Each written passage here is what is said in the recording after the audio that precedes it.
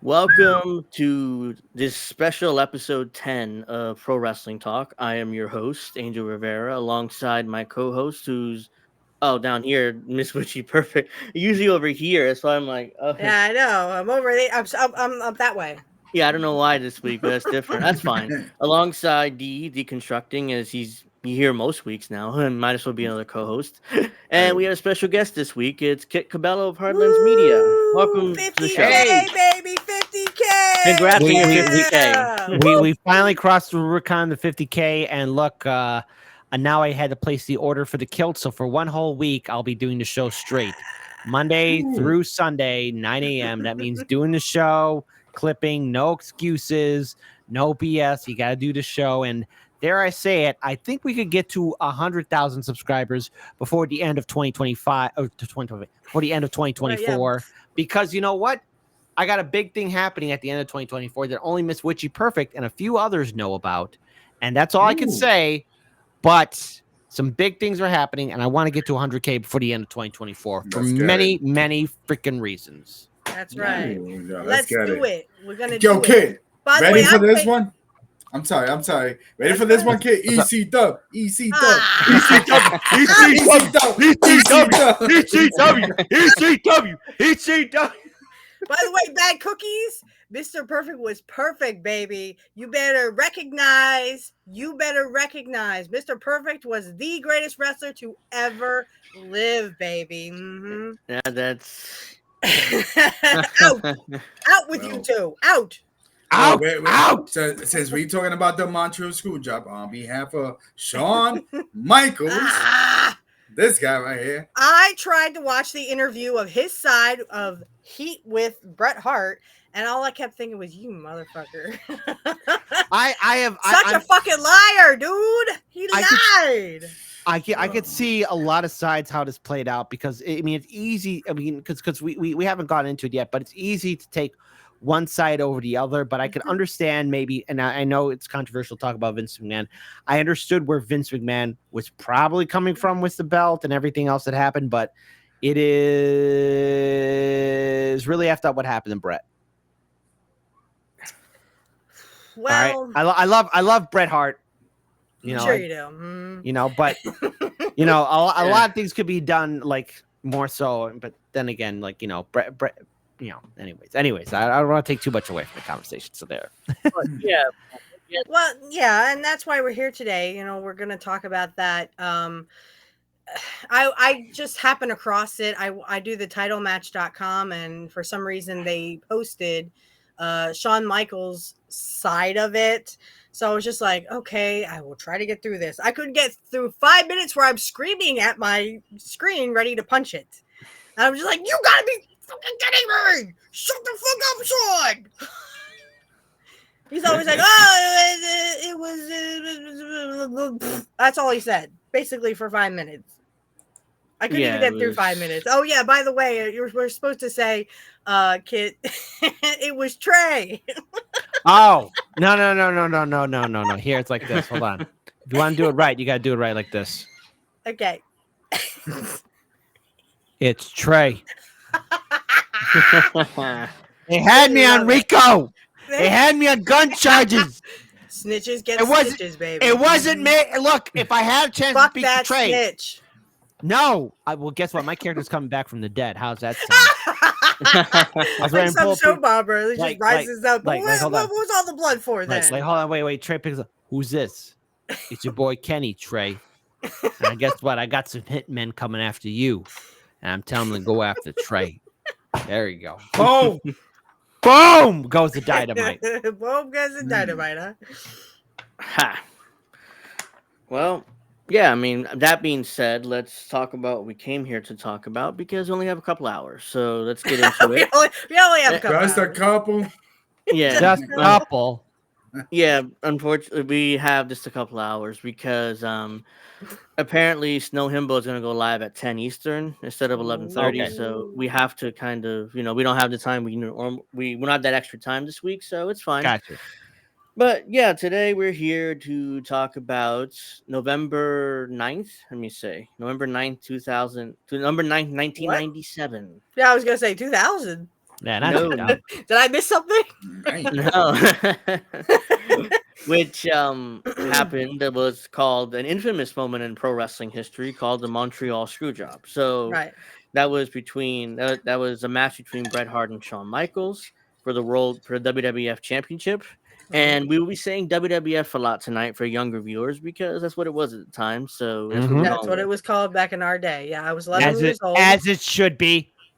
I think Yeah. you just turned 11 there, Angel, in Um, 97.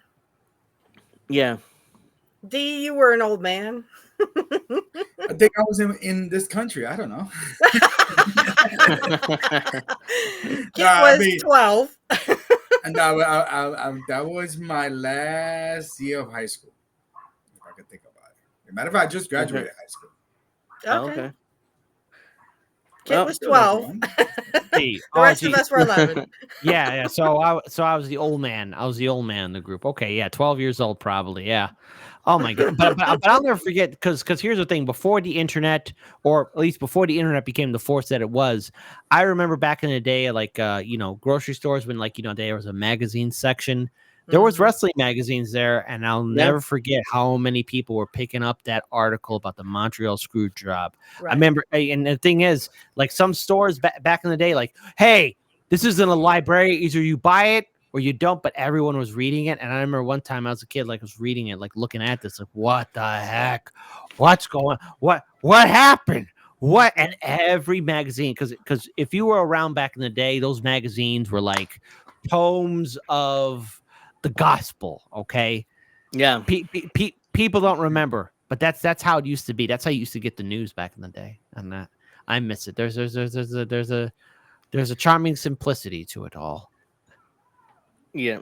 And I'm not sure who actually watched live that night, but I think I did. I know I did.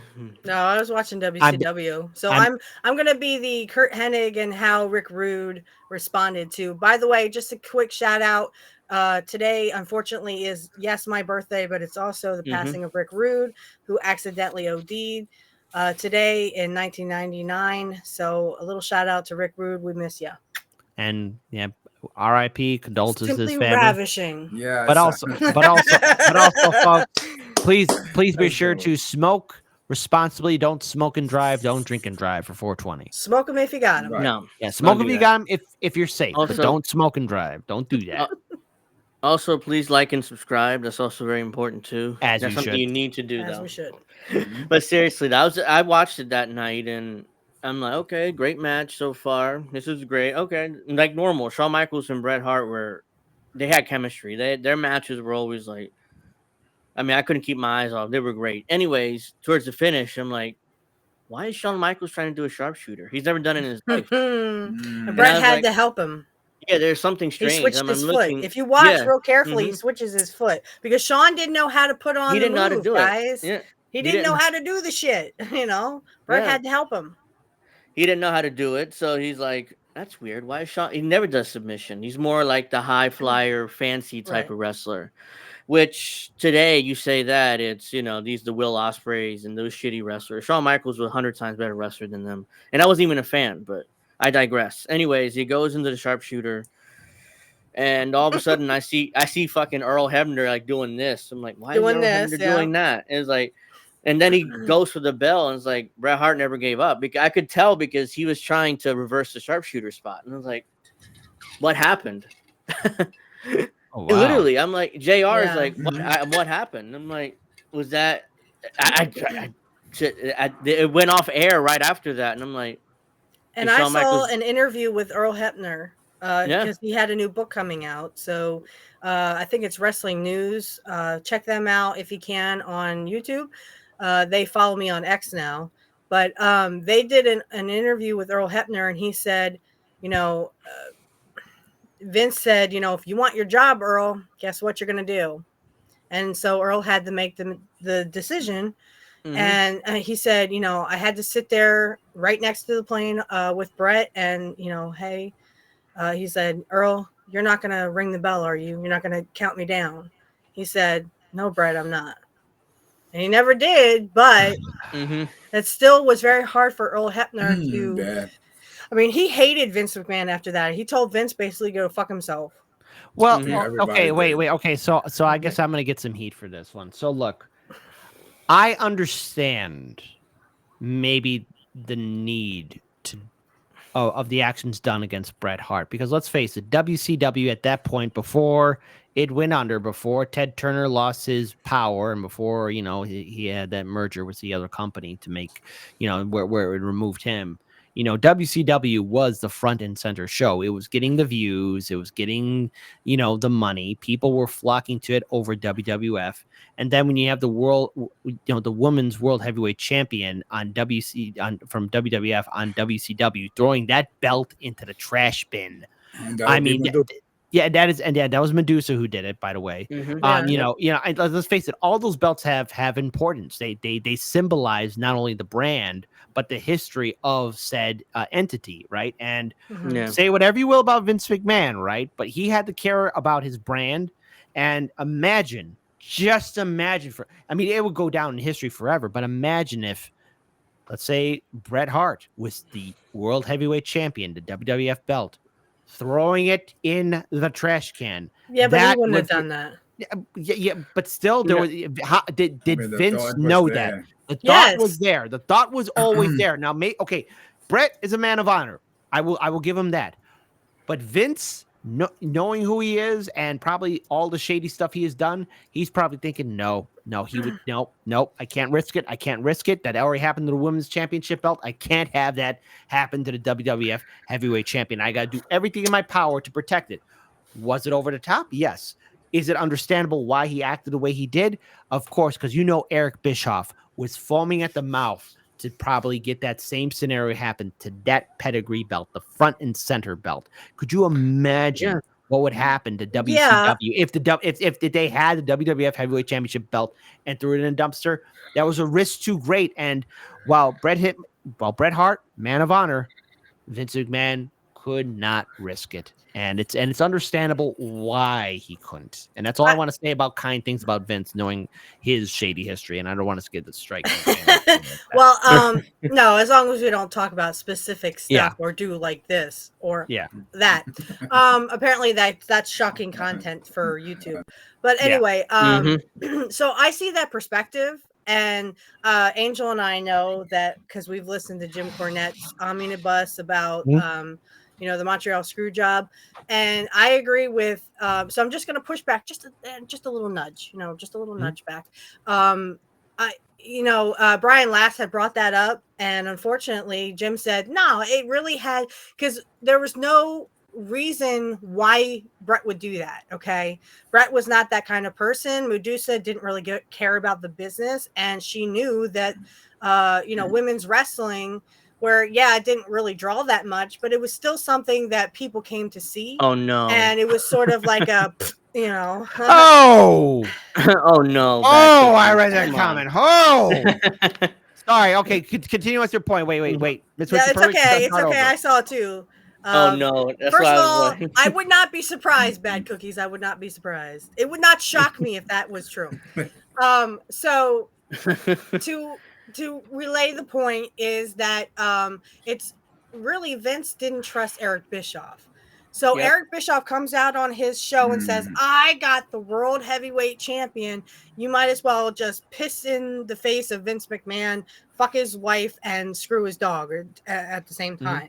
It's really the whole thing of trusting Eric Bischoff, which you could not do because Eric Bischoff lies. Let's put it that plain and story. But it's weird to the point of Vince didn't trust Eric Bischoff, and I mean, there's just no way. I couldn't see Bret doing that, and I don't think Bret would ever do that. And I think Vince just didn't trust Eric Bischoff. Okay, so just my pushback, because I think we're both in agreement here. I'm just trying to see this through the eyes of Vince McMahon. I know. Yeah. Again, not a fan of Vince, right? But looking at the situation at hand, Eric Bischoff is on cloud nine. WCW front and center. It is a hot product. It's bringing in the views. It's bringing in the revenue. Vince McMahon could, as you pointed out, can't trust Eric Bischoff, and by proxy, he could not trust Bret Hart. And now Bret Hart, he respects the business, and he comes from a family that respects the business. Because I'm pretty sure if he did that, I'm pretty sure many of his family members, either some would maybe be supportive and say like, yeah, that's cool, but I'm willing to bet majority would be like, why would you do that? That is forever going to resonate with us because you got Petty at the boss. That is a champ. That is a belt. Like there is a code in wrestling that goes all the way back because we talked about like the carnival days. Wrestling has its carny origins. You just don't do that. That is like a huge sin that's going to send you to the farthest deeps of hell. Now Bret Hart wouldn't have done it, but Vince couldn't trust the situation, and Vince McMahon being a cutthroat businessman, he made his correct decision in order to stop a potential scenario from playing out. Because at the end of the day, what if Eric Bischoff was able to say, hey, I got a $7-figure check right here. No taxes, nothing, from Ted Turner. Hell, millionaire Ted might even give you a couple other millions if you get that WWF belt and throw it in the trash can. Because Ted Turner was also at that point, number one, very successful businessman. There's so many scenarios playing out probably in Vince McMahon's head that he was probably manic, and it's not good to say that. So I hear your point, but I just wanted to say, like, from the perspective of Vince McMahon, he couldn't take that risk. And really, you have to say it was more Vince's fault anyway, because I mean, he had come to Bret 2 months before this happened and reneged on his contract, said, I'm not going to pay you, go back and talk to Eric Bischoff. So, and when I was listening to the Omnibus again, Jim Cornette makes a good point. You literally should have taken the belt off him when you were going to renege on his championship That's the big belt. thing. Why Jim was right about that. Right. So, I mean, when it comes right down to it, Vince is at fault here too. He should have taken the belt off of Bret and given it to anybody, Taker, Ken Shamrock, anyone who Bret respected. And literally, he would have given the belt to anyone but Shawn Michaels. And he was saying, and Brian Last was like, well, why didn't he? And then Jim had said, well, it was already kind of booked. You're pretty much already set in stone. It was Shawn versus Bret at Survivor Series. So like I said, when I was watching the Shawn Michaels side, I guess, I could just barely, I just wanted to punch my screen, but okay. But he glossed over. Not Shawn Michaels. he basically glossed over a bunch of stuff. Hi, Mastermind. But yeah, like he glossed over a whole bunch of, he basically said things didn't happen that Bret said happened. He said that Bret was talking down about him in the Cavalry Sun and also in promos. I said, hello, you said it was okay for Bret to do that. And then Bret would say he would come back and it looked like Shawn Michaels lost his dog. That, and then, he was talking about the sunny days. I went, hello, Shawn, you were fucking sunny, not Bret Hart. that was a crazy story. Yeah. There's thanks for joining us. Make sure you like and subscribe. Because I am seeing in the chat here too. Because chat does have a point. Old Man Barker, I see your point about how the lawyers wouldn't allow it, but knowing, because sitting through a lot of business meetings myself, especially with some radio station heads and a few people in TV, and it's just if it could be done, and the lawyers just do the shield wall. If it wasn't Bret Hart that was going to throw it in the trash can, imagine Eric Bischoff was, hey Vince, I have your belt. Woof, put it in the trash can. He would have. I'm not saying the lawyers probably would not have allowed it, but I'm saying what brings in good TV, what brings in good ratings, and it's all about the views, especially in that day and era in the 90s when before the internet, TV eyes, everybody's focusing on it. Of course, the lawyers wouldn't allow it. But there would have been some loophole in there because I'm just thinking about good TV and stuff that resonates with people. Like, dude, did you see what happened on WCW? Yeah. Like, we're all speaking hypothetical. It didn't happen. Right. But Old Man Barker, I see your point. You're absolutely correct. But I'm just saying, knowing how TV executives act, especially people like Eric Bischoff, who had Ted Turner like in his back pocket. Not that he owned Ted Turner or anything like that, but Ted Turner, they. And let's be frank here. Ted Turner and Eric were tight, right? Happened. It could have happened, but let's be frank here. Eric Bischoff was spending money with WCW, getting these guys in like $1 million contracts, two like $1 to $3 million contracts. He And was no one was spending money stopping like a drunken sailor, you know. Nobody was stopping him either. I mean, blank check, baby. Thank you, Coco. And Hello. and Like I don't and mean to cut you subscribe. off. And that's where I'm saying, like, you know, could you imagine how much revenue and money would have came in if there was that scenario, if he had the belt, what he could have done if Bret Hart did that, if Bret Hart really did that. Now, Bret Hart probably would not have done that, but then again, you never know. But there was that scenario, and I can understand where Vince was coming from, but that's, again, I don't want to be defending Vince because I feel gross already even talking about him. I feel like you need a shower. No, I more agree Vinny. because, I agree because it was, you know, Jim Cornette was on the creative team at this time, and he was the one that's saying, well, Bret doesn't want to do this. Shawn doesn't want to do that. Bret doesn't want to do this. Bret doesn't want to do that.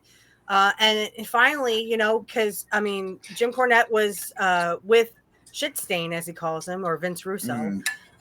He gained a lot of weight. He was eating uncontrollably, and he was just frustrated with the whole ordeal, and just sat back in his chair and said, God damn it, Vince, it's your belt. Double cross him. Which, again, Vince should have taken the responsibility of getting the belt off of Bret when he was ready to renege on his contract. Right. That's what this comes down to. I just want to point out so my story on that situation. So I was on the internet, so I did not watch it live, but I remember going to this website late night, and you know, so whatever reason the internet was slow on that website, and I'm like, what the hell is going on? And then once everything slowed down by midnight, then that's when I learned about the infamous Montreal Screw Job. So I'm gonna go with so you guys make good points. I would say that, I think that was one of those things that Eric Bishop would have done. He would have grabbed that belt and say, hey, listen, look who we got. I don't think that Bret Hart would have dropped the belt, though. No, what McMahon was worried about was him saying, Bischoff saying, because if you remember, that Monday he had a special announcement, Bischoff. So that's what Vince was trying to. He's like, oh my God, he's going to announce he signed Bret Hart and he's WWF champion. Well, I got to get the belts off him tonight. Before, and I think that was the week where they came out and sang "Oh Canada," wasn't it, or was that the week after? No, it was. It was that week before Survivor Series, and they came out and were singing "Oh Canada." Yeah. I know because Curt was singing the best. He was the best singer of them all, you know. Then that's why Vince was like, I get the belt off him, because Bischoff's going to announce that we've signed the WWF champion Bret Hart, and it destroys any reputation we have left, because our champion doesn't want to be with us. Right. So Vince's saying was perception is reality. So if the perception was a WWF champion doesn't want to be in WWF, then we mean shit. So we get the belt off him now, no matter what Bret says. And as Old Man Barker says in the chat, Triple H said, if he doesn't want to do business, we need to do it for him. I've heard that. I'm sure he said that. Unfortunately, it was, again, I mean, everyone's taking credit for the Montreal Screw Job, but I do believe it was Jim Cornette who actually came up with the idea. Because double crosses are as old as wrestling, and he was talking to Meltzer when they were still talking, and Meltzer wasn't cuckoo for Cocoa Puffs. They were still talking, and they were literally saying, you know, I mean, double crosses are as old as, you know, the Carney days. So Cornette, you know, said, when he said that, God damn it, Vince, it's your belt, double cross him. Vince went, okay, so we'll go back to reality now. So when this was just about to happen, I think it was like a day or two before this happened, literally, you know, Cornette leaned over and said, Vince, do you have a finish for this match? And he said, yes. And that's it. He didn't elaborate. He did not elaborate. And he didn't say, okay, what is it, Vince?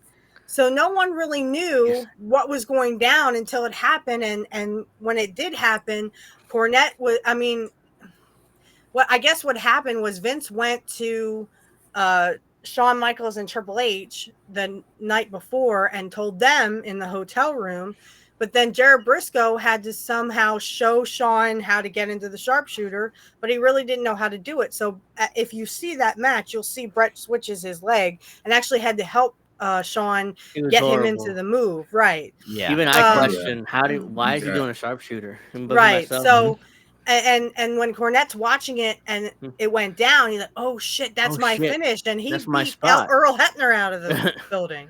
He's like, "Oh shit, that's my spot. shit, it's going down." And that's the finish. Oh, and I'm he out. didn't know if people were going to be mad at him or want to beat him up or whatever. So, I mean, it's like Cornette beat Hebner out of the building. He was out there. Oh yeah. With his brother.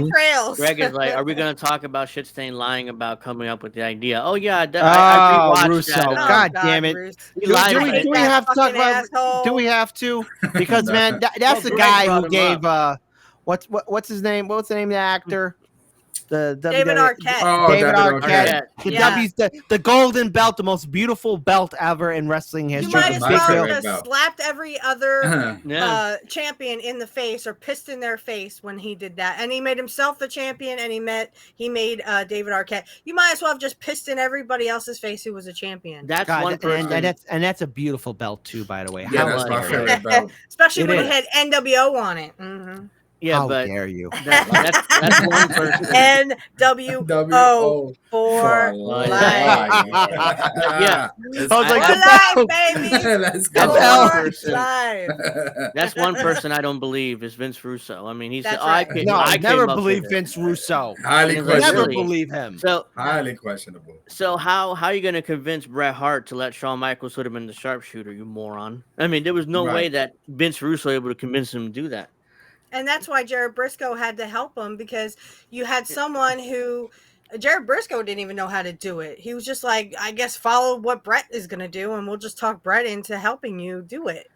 It was stupid, and it just didn't make any sense. Yeah, Jim Cornette speculates that Vince told Pat Patterson, who was the agent for the match, he was like, I want to do a spot where Shawn puts Bret in the sharpshooter, and then Bret reverses it, and then that's how Bret spot on.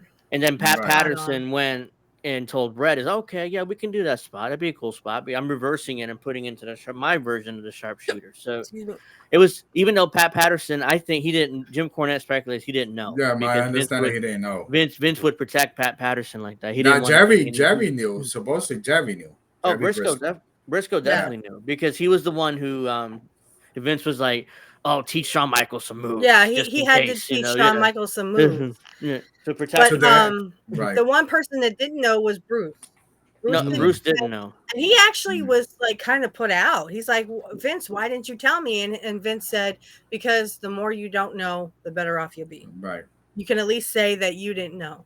Briscoe had to teach Shawn Michaels how to defend himself, but even that's right, because Bret Hart would have kicked the shit out of him. And he should have. I mean, as soon as because that was the idea. Oh, let's put him in the sharpshooter, and have Bret reverse it. And he said no, because Bret will get up out of that sharpshooter and beat the living shit out of Shawn for real. Yeah, and he did that before. My understanding. Yeah. Oh yeah, backstage before Raw. Yeah. With the hair. We'll show. But even then, too, can you imagine just the overall feeling as soon as you see it all get played out, everybody's emotions, what they are going through, seeing that once that happened, you know for a fact, it's like, Jesus Christ, you dropped a bomb in the middle of New York City. No one's. I mean, granted, it didn't take place in New York City, but it's like dropping a bomb in New York City. Like, what the hell? Like, nothing's ever going to be the same again. No one's ever going to look at Vince McMahon. But that's also what led to the creation to the heel character of Vince McMahon, too, the character. Well, yes and no, because I'm not sure you guys know this, but before 97, Vince was trying out that Mr. McMahon character in Memphis. Mm-hmm.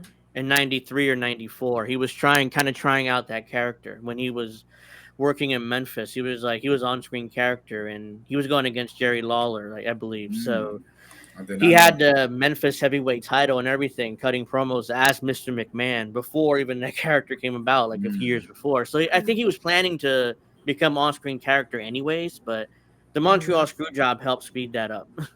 Yeah, and it's funny to hear Jim Cornette say, "Oh well, Vince thought he was going to be a babyface," There was no way to That was- become a that's babyface ridiculous. after that. You literally Yes, it was exposed against the Lawler. business. Yeah. You literally exposed the business, and you literally just spat in the face of all the fans, because the fans, they hated the finish. They hated it. And Brett says, it was, I just was so mad that I wrote WCW, W in the and no air. one had ever Yeah, done it that was- before. Right. But he was just so pissed off. Mhm. And it was Taker who actually said, "You know what, Vince, you owe him a punch." And so Yeah. he went to Bret Hart's locker room and sat there. And Bret said, "If you're still here while I'm out of the shower, I'm going to punch you right in your Mhm. face." And he did, and he took it like a man. So Vince kudos took- to Vince. I don't like Vince McMahon either, but kudos No. to Vince. Well, Yeah, you know, I mean, but also, sorry, he's I'm a gonna cut you off. leader. Yeah, He's Well, a leader. That's the difference. Well, no. Also, Vince McMahon had some shit because, let's face it, Mankind, he was there. You had Mick Foley, and he was saying, "Hey, fuck that, I'm leaving out of here," and he everyone wanted else to should. leave. Yeah, Mick Foley wanted to leave, and Taker, who ran the locker room. Yeah, He was. If everybody Yes, feared that's what- Vince, everybody really understood Taker, because Taker was the one who said, like, "Look, hey Vince, I'll it run the for locker room, but I can't control these dudes, because Mhm. every single one of them's gonna leave. You have to take that punch. You have to do something. You owe him that, and that's what needs to happen." And there was no way Vince could walk out of that. And see, the thing is, like, also, what's it? No, it's Old Man Barker who wrote in here. Want to give acknowledgement to his chat here Yeah. too, because the chat. Taker didn't know. Bruce and Taker were mad at each other, thinking the other knew, and they probably maybe that was the whole plan. Like, the less people that knew, the better. Because imagine if Taker did know. Do you think Taker would have allowed that to happen? Hell no. No. There's no way he could have No, known. not at all. No, Taker had to control something that he didn't know about, and he didn't know who to trust. So he went to Vince, obviously, to say, like, "Hey, look, you owe me that punch. Yeah, so you you have to do it." punch, right? That's the And only way I that's can it. control this room. Yeah, He was like, and he "Come did, on, Vince, get in the locker room and explain yourself to Brett." And he did. And that's why you see that shiner on the next night on Vince's Raw. face on the Yeah. next night on Raw when he Yep. does that screwed Brett interview. The Brett screwed Brett. But that promo. was the start of Mr. Wasn't me. McMahon, the evil Uh-huh. billionaire, and then the Austin thing, and that's what it starts. Yeah, That's when it took off. Yeah. Austin 316, baby. Accidentally, because Vince thought, like you said, he thought he'd be the babyface, which was absurd. It's like you're the rich billionaire who screwed over most the people's hero in Canada, their babyface, and you expect to be the babyface somehow off of that? Oh, yeah. No, you screwed. Fuck you! You screwed our hero. We hate you, and that's it. They're like, okay, let me run with this then. And for years after that, and I can remember a couple years after that in '99, whenever they would book in Canada and go to Canada and have shows, they would scream, Brett. "You screwed Yeah, Brett! Brett. You screwed Brett!" You screwed Brett. Wow. And by '99, Shawn Michaels was a babe. No, he was a baby face. He's an authority figure by then. Yeah. But every time he would show up as a commissioner, it's like, "You screwed Brett." It's like, you can never get past it. Which he. Well, no, and they took basically, and I agree with Brett, because I've seen Hitman Wrestling with Shadows. They basically took his Hitman character, took him out in like an old pasture, like an old horse, an old racing horse that they couldn't use anymore, and shot him in the head, basically. Yep. Remember the midget Bret Hart when Shawn Michaels said, "Yeah, Bret Oh Hart." my God! I mean, I'm sorry, not midget. I mean the small Bret Hart. Like. And that he's like, I can't believe that. But what got me was the whole thing about Shawn Michaels saying "Sunny Days" to Bret Hart, because it wasn't Bret Hart screwing Sunny; it was Shawn Michaels. And that was and according like, really, to Sunny, he proposed marriage to her, basically. Right. And she was messing around on Chris Candido, and she ruined that boy. He thought she walked on water. But she ruined him. And he was in the shower one time, and she told this other wrestler, "Hey, let's do it. He won't know he's in the shower." That's how much of a hoe she was. God, Sunny, she pretty face, looked like an angel. Was a at that time.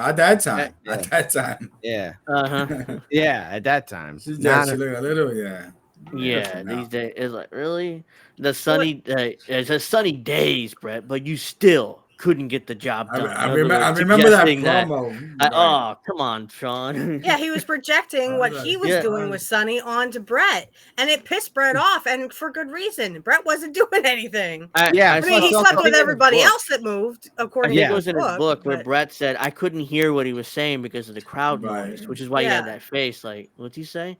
Mm-hmm. But when he got backstage, the other wrestler says, he said this, and this. And Brett's like, what? It's like, what the fuck? And he tried to confront him, but he left the arena or something. I don't know what after that in his book, but it was like, he probably would have kicked his ass then again. That would have been the second time.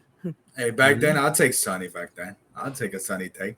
No, you know what? Probably would have done that, baby. She probably would have done that. No. The one who always captured my heart is none other than the great beauty herself, the Queen of Extreme, the beautiful Dawn Marie. I was like, Marie, Mr. Perfect, baby. He actually, Curt was on. So I'll just Dawn Marie, my vote, the first one. Any idea would have been better. I mean, this would have been better. But by the time they said, according any to idea Cornette, would have been better. By the time they had come up with, well, have him drop it to Taker or Shamrock or someone else that Brett,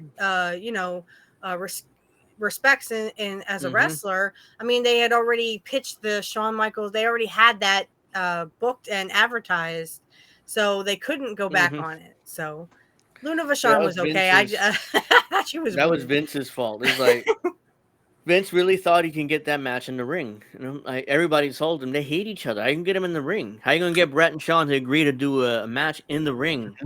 Yeah, fabulous moolah there. There you go, Kit. There's your woman. Fabulous moolah. No. Mae Young. Break her hip. Oh yeah. Oh my God. You guys remember when what's her name? Mae Young? When she gave birth to that hand, I'm thinking, what is this? Oh, what are you trying to do? Are you trying to ruin? But that was a shit stain idea.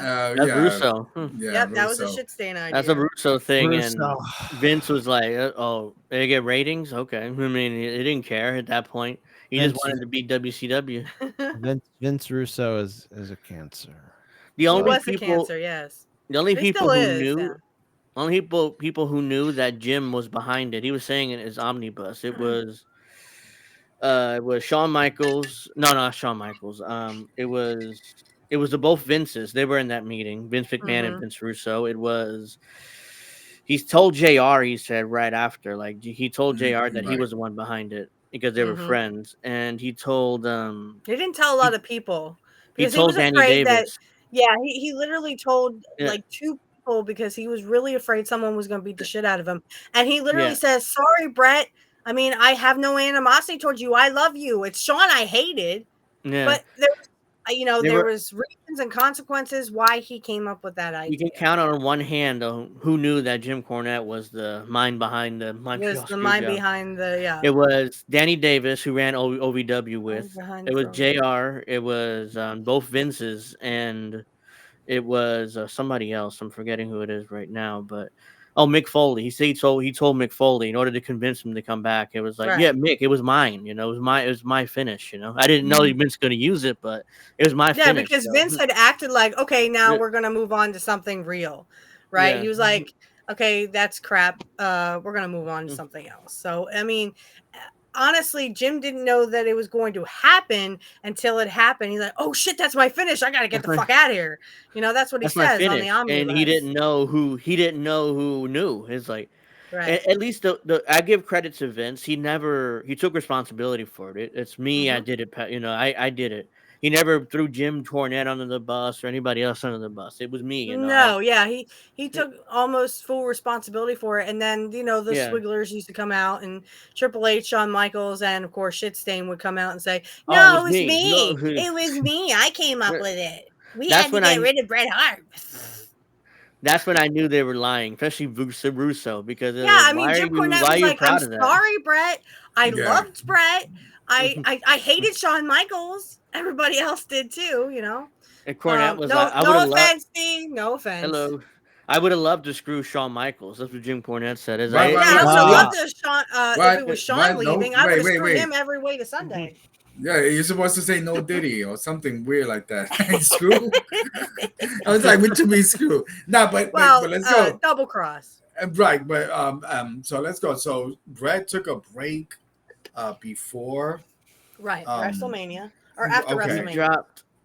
He dropped the WWF title to Shawn, and then he went away for like nearly a year to do movies and to take a sabbatical because he was tired, he also did the Lonesome Dove show, which I have downloaded off the internet. It's so good. So What's he funny left. is Bret Hart, when he was in Stampede, he was offered, do you want to be the Hitman or do you want to be a cowboy? And Bret goes, I don't want to be a cowboy, so I'll be the Hitman. And it turns out in Lonesome Dove, the show, he's a cowboy. I'm like, cowboy. But you said yeah. Okay. Well, wait a minute, because here's the thing. Like, it's one thing to do like a movie role. It's another thing altogether to do like a permanent role. Yeah, so it's like you want to be seen as a hitman. So, but he branches out. Fuck that dude.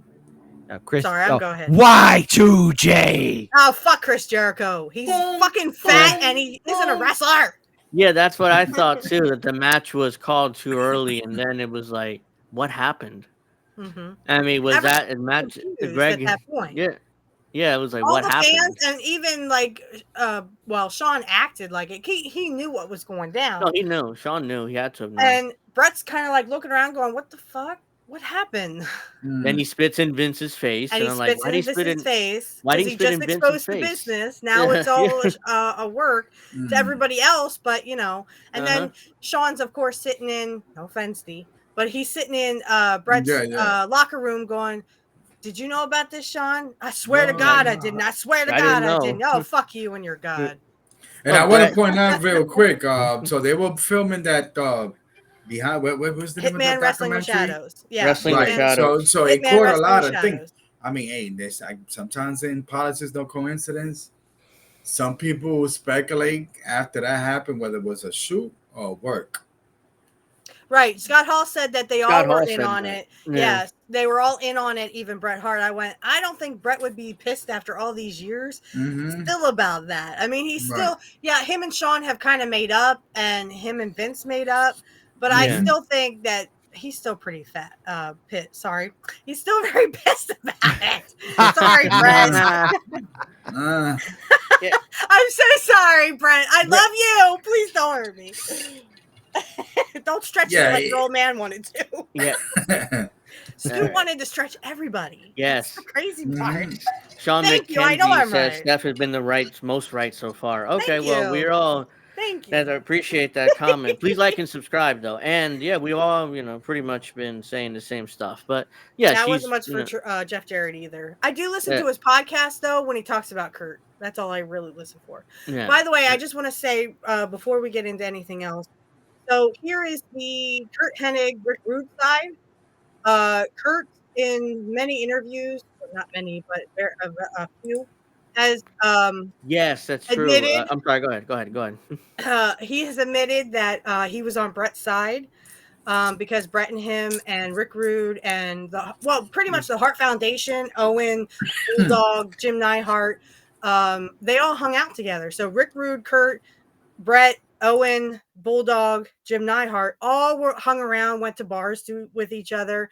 I have a picture somewhere of Curt and Bret sitting in a bar, drinking beer together. Mm-hmm. So, I mean, those were they were friends, all of them.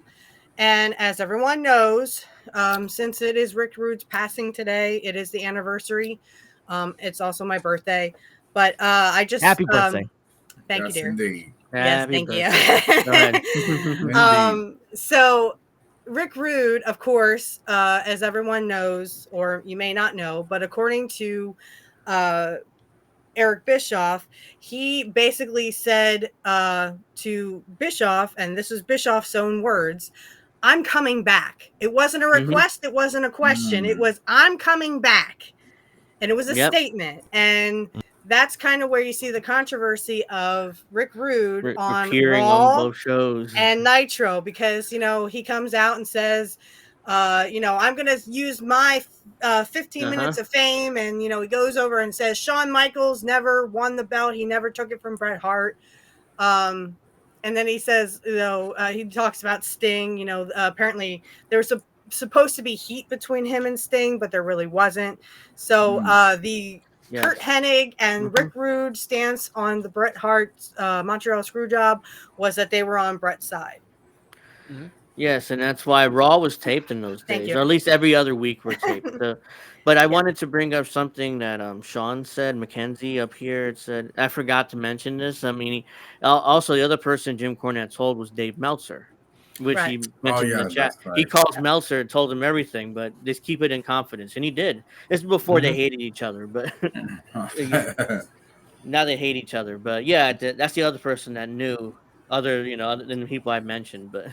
Yeah. Now I also thought that he was like the Glenn Greenwald at that time with the guy from Russia. What's his name? Snowden. Yeah.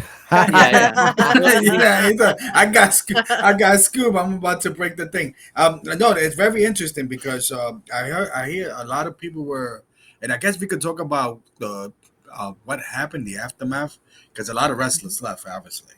Anvil, I said Owen, which that's an interesting story that he stood. Yeah, Owen but you want to leave. But you want to know what else is happening too during that time is as while people are leaving, Vince is looking for replacements, and he found some people from ECW and a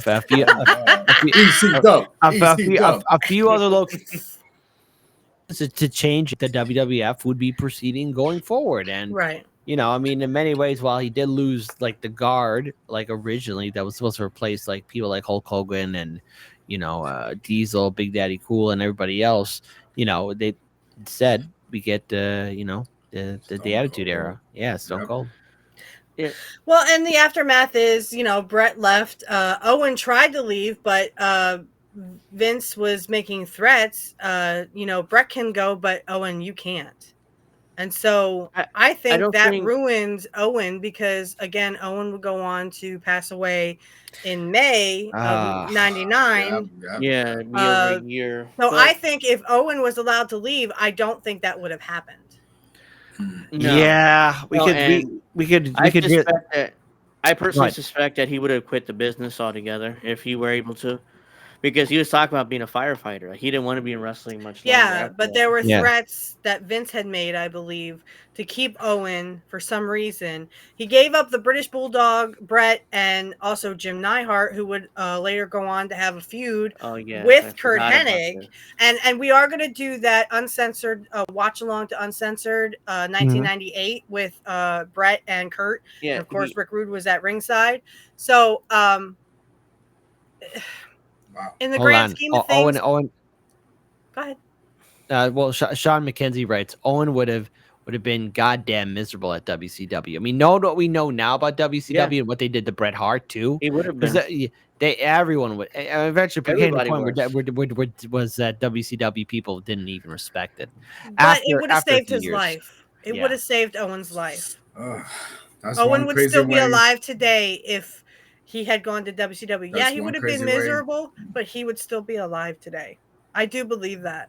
Yeah, he would have been, because I don't know if he would have. There's no way they would have had him go on top of the building. That was Sting's gimmick, so they wouldn't ripped off Sting's gimmick with Owen. So, but yeah, I mean they didn't, So yeah, this whole thing. This whole Montreal screw job situation was totally avoidable. That's the number one thing I learned from rewatching all this stuff. If Vince would have just said, "Okay, you gotta drop the belt to Taker," and then after that is like, I gotta violate your contract. I literally cannot afford this contract, even though I don't know if I believe that, but that was his reasoning. So he wouldn't at least gotten out of that then, and Bret would have gone. He would have came back in 2 or 3 years. I guarantee he would have, because by that point they had more. Vince went public and had a lot more money, so he would have came back then, and he would have worked with the Steve Austins and the Rocks and Kurt Angle and all those guys. And according to Brett's book, when that all happened, Stone Cold kept him in the loop. So Steve Williams and Brett were also friends. I don't know how close they were. I guess they were pretty close because I mean they had that great match at WrestleMania 13. And wasn't it Brett that inducted Austin or Austin? No, Austin inducted Brett into the Hall of Fame. But that's because they were, they had gotten close. And Brett just has nothing but good things to say about Steve Williams. He basically, kept him in the loop of what was going on. And then the whole Stone Cold versus Vince McMahon happened. And I mean, it was like, he was saying, well, I'm going to do this to Vince. I'm going to do that to Vince. I've read Stone Cold's book. You guys remember when he got him in the hospital and he hit him in the head with a bedpan? Yeah, the famous bedpan thing. Oh my God. I laughed so hard, especially when he I'll take it over here, nurse. I'll take it over here, nurse. I'll take it from here, nurse. Oh and my then this goes like this. But you remember what happened after he hit him in the head? Or the next week what happened in the head? Jim Ross goes, bedpan McMahon. My favorite line right there. But yeah, Austin said in his book that he was testing on his own head to see where the sweet spot was so he wouldn't hurt Vince. So again, but I mean, if we go back to what we're talking about, Stone Cold and Brett were very, very close. And I didn't know this till much later. Brett actually, Steve actually let Brett blade him. Now, the reason why you had to really trust your wrestler when doing this, you had to trust that other wrestler, is because literally they would, like Adela the Butcher, he would rip you to the bone. Yeah. It was like literally they would cut you to the bone. Did that. New Jack did that to some kid. Oh, yeah, jeez. Well, hold on. Before we start talking about New Jack, remember when that kid was saying, hey, dude, I want you to cut me. I mean, New Jack, we heard those orders like, okay. Yeah. The mass transit thing. Yeah, that kid is named Mass Transit. He's like, I'll cut the shit out of you. Oh yeah, I'll definitely do it. And then he's like, in the scalpel, was like, oh shit. Well, and he lied about his age too. Yeah, so that was his fault. Yeah, Vince did try to restructure Brett's deal, but Brett was like, no, I want my money now. Why would I agree to do that? Right. I don't think he bought the fact that Vince didn't have money. Because as Sean McKenzie said up here somewhere, where was it? He was brainwashed by Sean and Paul, aka Triple H, but Vince was obsessed with Shawn Michaels, like. It was like his boy toy almost. I don't no offense, Steve, but I mean it's kind of weird what kind of happened between, and there was a lot of people like for example, when I was watching the Shawn Michaels thing and he was talking, oh, Brett's just running me down, and I'm like, Shawn, you, according to Brett, you said that he could go out there and call you fucking gay because that's what they did in 93 and 94. They made that happen all the time. Screaming, Shawn is gay. Shawn is gay. I'm like, especially during his feud with Mr. Perfect in 93. Everybody knows. Well, we know that there was a Mr. Perfect Shawn Michaels feud, and on Raw, you could hear these guys screaming, Shawn is gay. I'm like, and then he was in the Playgirl magazine too. Remember, he was in the Playgirl magazine too. He did the Playgirl thing. And Brett always asked, "Is it okay if I go out and talk about this?" And Shawn Michaels said, "Yeah." So Shawn acts like, "Oh, he's running me down. He's running me down for no reason." Shawn, you okayed it. You okayed it for him to do that. You can't go out there and just say, "Oh, well, he was talking shit about me, so I talk shit about him." Well, quit being a bitch. What it is probably Bret Hart maybe had a little bit of dementia, and he did like what Joe Biden would say is like, "Hey guys, I'm gonna go to bed. I don't know about y'all guys, but I'm gonna go to bed." I didn't get Vince's obsession with Shawn Michaels, even when he hired Bill Watts. No, Shawn wasn't gay, but still. When he hired Bill Watts to be his booker, he's like. He wanted to put the belts on Brett, and Vince was like, "Oh no, we gotta put it on Shawn, pal." And it's like, "Okay, well, there's only can be one king in Titan Sports, so I'm just gonna go now, right?" Because he couldn't book for him because he kept changing his finishes and stuff. Right. Yeah, they wanted to go with Brett, but it was Cowboy Shawn. wanted to go with Brett. Cowboy Bill Watts won. But it was Shawn that obviously got it. Yeah. He And then blocked I you on always- Twitter. Shawn And I- Michaels and I- blocked you, Sean? Well, I'm sorry. I mean, Yeah. Well, we know- I No, Shawn Michaels wasn't gay. Okay, in real life, we know No. that. But again, Brett said it during the Hitman Wrestling with Shadows that he had okayed it, and Shawn was telling him, "Hey, go out there and say that I'm gay, that I'm homosexual, and pull that." Wait a minute. Like, That's come on, Sean. That's what Brett said. Okay. Yeah. Well, Because- I think because More Brett, than I trust Shawn Michaels. yeah, because Brett was doing the Calgary thing. He was doing like this thing to build up the rivalry or whatever. He was just saying this, baby face in Canada and heel here in the States. Right. Right. So Right. he was writing like all this. I also want to point out, I was watching a documentary. They did a good job on it. I'm not gonna say whoever did it, but they were mentioning how so Brett and Sean was not your typical kind of looking wrestlers because of what happened with the steroids era. Somebody was pointing out that like 40 or 50 of the wrestlers that was supposed to be in Royal Rumble '94. Like I think only 4. I think it was Owen, Sean, Brett, and Undertaker. So I'm just saying, right. So it's one of those things that people, like for me, Brett and Sean is the best. And I think the steroid was probably like one of the best things that happened in wrestling, even though it was hurting the business. But you take these big ass dudes that just don't wrestle, and you like got Sean, and right? Brett. And like I said with the, and again, I wanted 2 points. So yes, we already know that Shawn Michaels was not gay. We know that, but that's what Shawn was telling Brett. And it could have stemmed from that 93. If you guys go back and watch 93 episodes of Raw, especially with the Shawn Michaels and Mr. Perfect feud, you literally can hear the fans chanting, "Shawn is gay. Shawn is gay." Nice. So I don't know where that came from or where people picked that up from, but they're just chanting it. So he could have been saying, let's play off of that. Because he was a heel. He was very hated. Well, look at the way he was way he was dressed and the way he come in the ring in '93. He With had the the long mirror. fucking earrings and the long hair, the earrings and the long hair, and it's like, that's and that's he where would that kiss came Triple from. H, I think, sometimes on the lips, wouldn't he? Would he kiss Triple H sometimes on the lips? I don't remember him. Yo, really? Yeah, I think he was. He would just like go like that to Triple H. He just lean over when they were sitting up. They were sitting up on the Raw entranceway, and I think he just leans over and kisses Triple H. With all defense to Sean, a little bit of that whatever white powder magic was, I'm just saying. Gotta love that magic. I mean, magic comes in all forms. I mean, I would have been kissing everybody. Yeah, hey kid, I love you. No, I mean, it reminded me of the John Moxley thing. What John Moxley does, he kisses men, but he's married to a woman. So I mean, at least Sean was high. At least Sean was high. You mean he was on something? Because I like the wrestling fans at that point in time did not like pretty boy wrestlers, and that's true. I hated Shawn Michaels in those days. I hated Shawn Michaels too. It's like pretty boy. I was more for Mr. Perfect and Bret Hart. Yeah, it's like now pretty boy wrestlers are beloved in the business. Look at AEW, all those guys. I mean, I don't want to get into it this week, but let's see. Backcookie says Shawn Michaels is gay as Kyle Kalinske. Okay, that's good.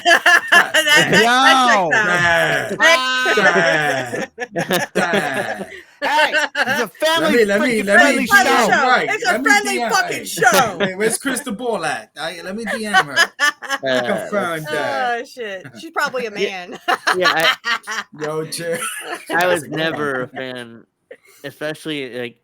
And we must remember in the '90s, throughout the '90s, Americans were pretty anti-gay. So all the polling showed it, and that's which is why in '96 they brought in and again, this stems from Jim talking about a first gay encounter that Vince had. Now, no one knows what happened, just that Vince said he was broken down and he got a ride from a hitchhiker who was touching him. And it was a guy. He told and that's where Goldust came out. Yeah, that's where the Goldust character came out. Right. He told the story to Dustin. I think Scott Hall might have been there. Mr. Perfect too. Yeah, because Mr. Perfect and the only one who didn't like that Goldust thing was Scott Hall. Because if you remember on Raw, Mr. Perfect, who was commentating at the time, of course, Curt, always looking sexy in his stuff, but I'm a woman, so I can say that. Anyway, he comes out, Scott Hall comes into the ring, and he gives him flowers and a teddy bear, and he's just like, But like I said, the only person who didn't like that Gold Dust theme was to push that gay button too. Was literally Scott Hall, but that's how they started with it, Yeah, Vince was Dustin. Dustin didn't really I don't think he hated it. He more didn't understand he it. Because he wouldn't Vince wouldn't say the word gay. He said androgynous. Androgynous. About Five. It's like, what the hell does that word mean? Yeah, what the hell does that mean? And in my understanding, when he fought Savio Vega, and he started doing that, sexy thing that he was like, hey, he would going. Damn, Savio Vega, Puerto Rican guy. Yeah. Does everyone remember the Stone Cold and Mr. Perfect thing at ringside when Stone Cold was? Oh, I'll have to show that sometime. Stone Cold and Mr. Perfect had it out one time. It was before Austin had the Intercontinental belt. He had the $1 million belt. Yes. With Ted DiBiase when he was the ringmaster. Yeah. It was right after that, I think, but he was against Savio Vega and he was at ringside commentating, and so was Mr. Perfect. And there was fireworks going there, and it was really good. I wish that and I'm sure Curt wishes he would have stayed with WWF at that time. He didn't have the curly blonde hair then. He had he was bald. No, that was in WCW. That was like in 94, 95. Yeah. When he was with the Stunning Blondes, by 96, Hollywood Blondes. By 96, he had the balding. He was the balding look. Right. He was the Hollywood Blondes in WCW with Brian Pillman. So that's where the blonde hair came into it. Yeah, that tag team was great. But go ahead. So we going back to the Montreal Screw Job. I'm just saying. Yes, we're getting off topic as we usually do. I love it. This show, we'll bear with it. Yes. Because we still gotta talk about my boy Shawn Michaels here. Come on. Come on. Okay, yeah, go. No, but my thing is this. So he was the champion until what? You're talking about 98 WrestleMania? Yeah. He won it. Well, he won it in 90 against Brett, and then he dropped it to Austin at WrestleMania. Right, with the Mike Tyson thing going. Right. No, he dropped it a few times, so it wasn't like he was champion all the way through. He dropped it a few times here and there. Okay. There was that one time, I think the next year's WrestleMania was supposed to be a rematch between Shawn and Brett, and Shawn put over Brett for the title, and Shawn didn't want to do it. And didn't want to do it. And then he faked a knee injury. Remember the whole "I lost my smile" speech? Yeah, I lost my smile. That was when he dropped my bullshit. He had a career-ending knee injury and he lost his smile. And Taker was like, if he doesn't, if he comes in here, man, I'm gonna beat his ass. Right. Yeah, and that's because Shawn was doing a downward spiral, and this is what Jim Cornette talks about on his show is and on the omnibus was basically we had to live through the whole fucking okay, Brett, you want to drop it at WrestleMania to Shawn and then let him do that downward spiral. I can't talk today. Blah, blah, blah, blah.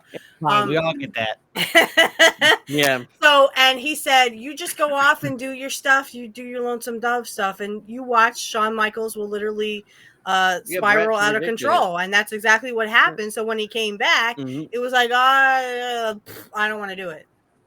Yeah, he didn't want to put over Brett, and Brett knew. I think he's telling people backstage, watch Shawn Michaels. And that interview with Shawn I watched, he never even brought up the fact that he according to Bret Hart. Now I'm getting this all from Bret Hart. He walked into Bret's office, or he walked into the locker room, and Bret said to Shawn, I'm going to put you over. Don't worry. I'm not going to hurt you. And shook his hand. And Shawn said, well, that's good because I wouldn't do it for you. Like a petulant little child. He never even said that in the interview I watched. And I was just like, I can't watch this no more. I turned it off. But I mean, and then the whole hair thing where Bret pulls his hair out, Brett and shoves it. Shawn shoves it down on the table. God, it hurts even thinking about it. I can't wrap it around my head, Vince's obsession with Shawn. Again, it's like, yeah, he does great moves, and he's 100 times better wrestler than the guys today, but I just didn't get it. And I I'm still like, say Shawn. I still say Vince had a thing for blondes, and I guess Shawn Michaels was his type. yeah, Again, even Vince said he had a gay encounter, but he never said if it was, Yeah. repulsed. That's messed up. That's messed up. Ah, yeah, Jesus Christ, but Vince yeah, McMahon. but I think Bret Hart speculated, I think in his book, that Shawn and Vince may have had something because Shawn would always hang out at Vince's locker for hours. So Yeah, even that was Because probably No, it Sean was called politics. yeah. Sean was a kiss ass. That's all. yeah, he was a kiss ass. He Yeah, was a kiss because ass. he said about the whole click thing was in full swing. But then again, who got the brunt of that after Scott Hall and Kevin Nash left? It was Triple H who Triple took the H. Triple H. Mhm. downfall Yeah. for it. It wasn't Shawn Michaels because he was the No. champ. No. Right. If I can't punish Shawn, he's the champ, pal. So I was like, oh, Mhm. well, Hunter, I'm sorry, you gotta take the heat. Yeah, you got to take the heat. And You now gotta look beat. at Hunter, right? You had to get beat down by the Godwins in a hog pen match, and you got to Oh get God, your I ass Oh, kicked hated in that remember there. damn that? match. Oh my Yeah. goodness. Yeah, And Yeah. I like the Godwins. I like them, but Hunter got Yeehaw. beat by the Godwins in hog pen matches like for weeks. Yeah. It was like he had to go in that shit Get and the that big slab. stuff. Yeah. Yeah, Yeah. Oh my God. it's like, well, you got to get beat by them, pals. Like, okay, yeah, by these shitty ass wrestling things. Yeah, shoot, man. If you ever think you're at the bottom, just imagine being Triple H dealing with the fallout with the click. yeah, in '97. Well, and you know what's funny is he never blamed Vince for that. Even though Vince blamed him, he never blamed Vince for that. But he got the last laugh because look who's in charge now. Now Right. that Yeah. Vince is no longer around. Mm-hmm. Yeah, I You mean, It's a see, new oh, era. yeah. You see, Paul Levesque understood the business, not like Hulk Hogan. No. Paul did understand the business. Sometimes you have to eat the shit. Sometimes you have to be Yeah. at the bottom. Yeah. Fuck it. yeah, and Vince says it. His favorite saying, "You got to eat the shit sandwich sometimes, pal." Who Right. knows? So, Yeah. 5 foot long. and that, yeah. Mm-hmm. True. Because it was supposed to be Triple H who was supposed to win the King of the Ring '96, and Austin won instead. But I honestly think if that hadn't have happened, would we have Stone Cold today? Would there be a No. Stone Cold Steve Austin if he had not won Oh. the King of the Ring instead of Triple H? That's an interesting debate because he won in '96. Mhm. Without that, Austin 316 says, I just whipped your Whipped ass. your Tom." ass. I don't know. And the next night, there were signs, Austin 316 signs. And it was like, oh, that's it. Steve's our guy, basically. And everybody backstage realized that. And He's that's getting when the over. whole Austin McMahon thing came out. Yeah. Yeah. And not only that, Jake the Snake was the perfect foil. With you're thumping your Bible, Bible and saying your prayers. Yeah. Because, I mean, he had just watched Jake do his promo about thumping his Bible and the Psalms and stuff. No, Austin actually, 316 says, "I just whooped your ass." Yes, that's right. I Wow. think Woo! the way that went down, I think Steve Austin might have cut his lip or cut his tongue. He went to the hospital and get stitches. He came back at the end of the show and he asked one of the agents, "Oh, what was Jake's promo about?" And he cut him the promo, and that's when he went to the ring, and that's when he cut the promo after he won. So he didn't see it. Some agent told him what it was. What was his promo again? And he learned that from where? ECW.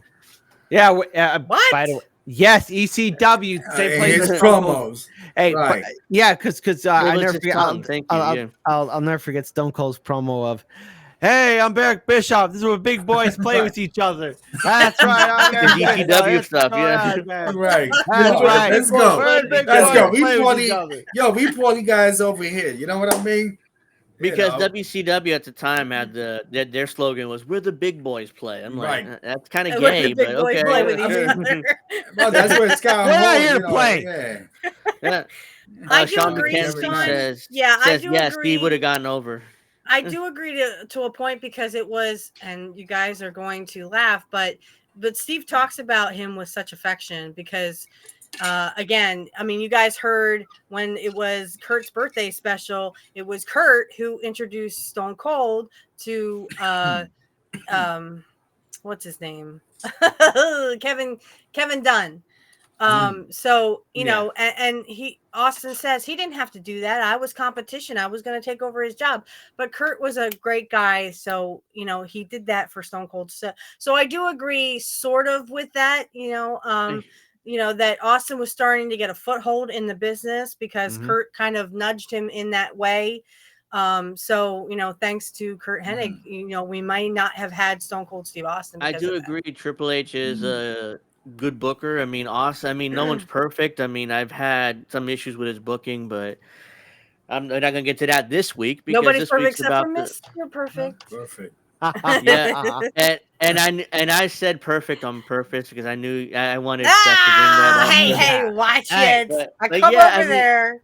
yeah, but yeah, he's solid. I like WWE. I must say WWF, WWE so far in Triple H. WWE. Well, because we've been saying WWF for all Yeah, this time, because back in the day it was WWF. Yeah. So yeah, but Triple H, he deserves his kudos. WWE is fantastic today. But we'll get to that next week. You want to watch next week? We'll talk a lot more modern wrestling. But this week, let's get back to Montreal. I mean, we missed a ton, I'm sure. So because we can talk about this for 4 or 5 hours. Well, I mean, there's so much we can address, but like when we look at the build up to this event, I mean, this was the battle, at least in Vince's mind, to save his belt and his pride. This does because at the end of the day, Vince McMahon being a businessman, I just want everyone to be clear. Just be clear on this statement. The only reason why he did what he did wasn't to save the brand; it was to save his ego and pride, to save the belt. Definitely. And the thing is, like when I say I can understand where Vince was coming from, knowing Vince's character, he's probably assuming that everyone else is like that. Now, to be fair, in this day and age, privately, and I think maybe as much as we can, in this world, everyone's kind of out for themselves. You want to kind of back away maybe a little bit. What's up? Oh, sorry, Angel's mic is popping. Okay, sorry about that. Maybe just take a little bit away from it. Yeah, let me just finish my thought here. So, when you have people who, especially Vince, who really views people that they are all out for themselves, and in many ways, we the average person kind of sort of is, but Vince is a person who's incapable of seeing people being genuine or sincere. And right, I will go into the camp of saying that Brett would never have done it, but Vince in his mindset is thinking, you know what, he'll probably do it, or he's at Eric Bischoff. If it's not me, Brett, if Eric Bischoff gets his hands on that belt, which I don't think Bret Hart would have even brought the belt to WCW at all. He just couldn't risk it, and he just felt like, okay, well, let me just get some white heat on me. And it's not acceptable because look what happened to Bret's career afterwards in WCW. I mean, it went nowhere. Which I believe that's what Vince was telling Bret.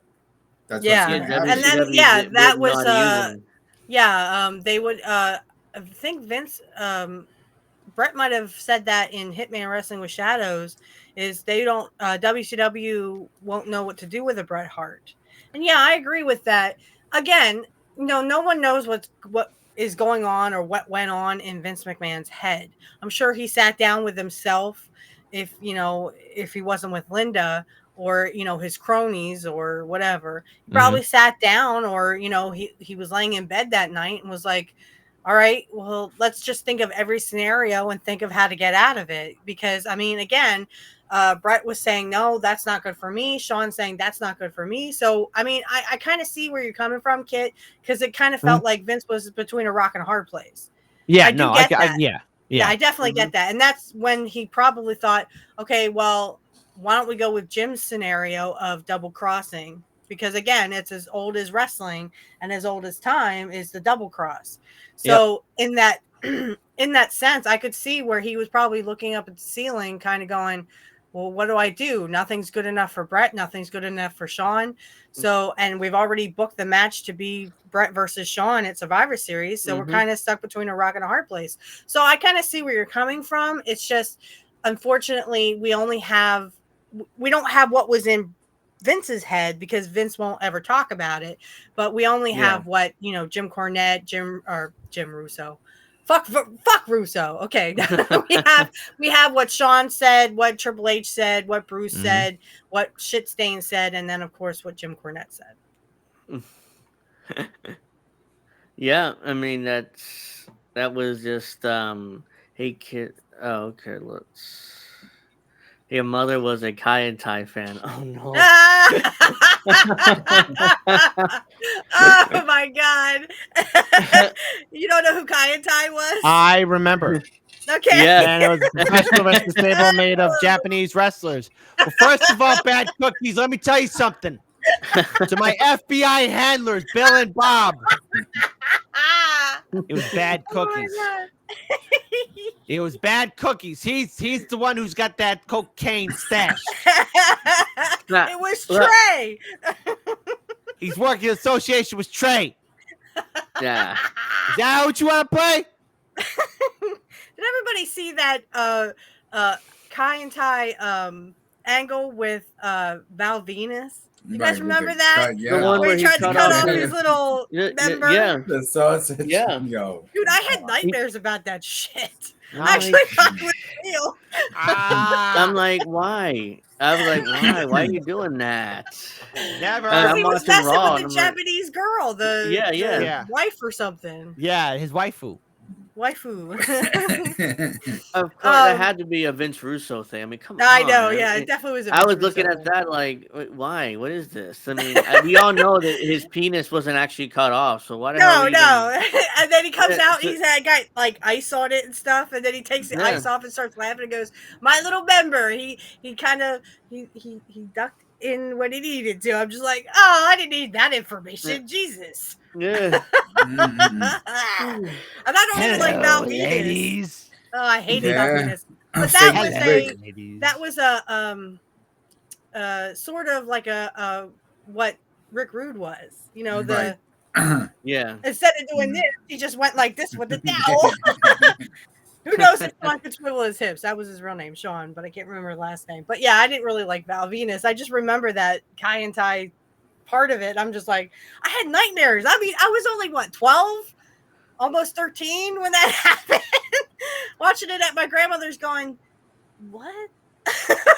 Even Wait, that, I think- What Yeah. was that guy down there? Is he all right? that hurt me. I'm not even a man. I don't think even have after those that- parts. I think after that, people started watching anime. I'm like, this is what happens in anime. Yeah, that's true, Sean. I'm just saying the gimmick reminded me of Rick Rude's gimmick. Yeah, it was. Yeah. There's no doubt Rick was was a a better ripoff. wrestler. No doubt about that. Oh, I big love Rick time. Rude. I love his wrestling. And there's a fan of mine who is on X, and I were talking about this and arguing about it. Because Curt talks about he wanted to do a feud with Rude, but Rude said, no, I don't want to do that. I think it would have been great to see, Curt as a babyface and then Rick Rude as a heel. You know what I'm saying? Or vice versa. Yeah. Vice versa. Whichever one wanted to be heel, but that never got to happen. But if you watch Survivor Series 89, which will be coming out in May, we do a watch along with it. Rick pulls the rope down and Curt tumbles out of the ring, and you see them get up and have words. So it's like it almost could have happened where they had that kind of a feud. So, Owen was no stranger at WCW. He'd been there prior to going to WWF. Was he doing jobs there? I'm assuming because he probably I don't was. remember Yeah, him. I don't remember him actually being on television. If he might have been on some dark matches. Yeah. Yeah. I forgot. Thank you for that, Burn Virtue. Please like and subscribe.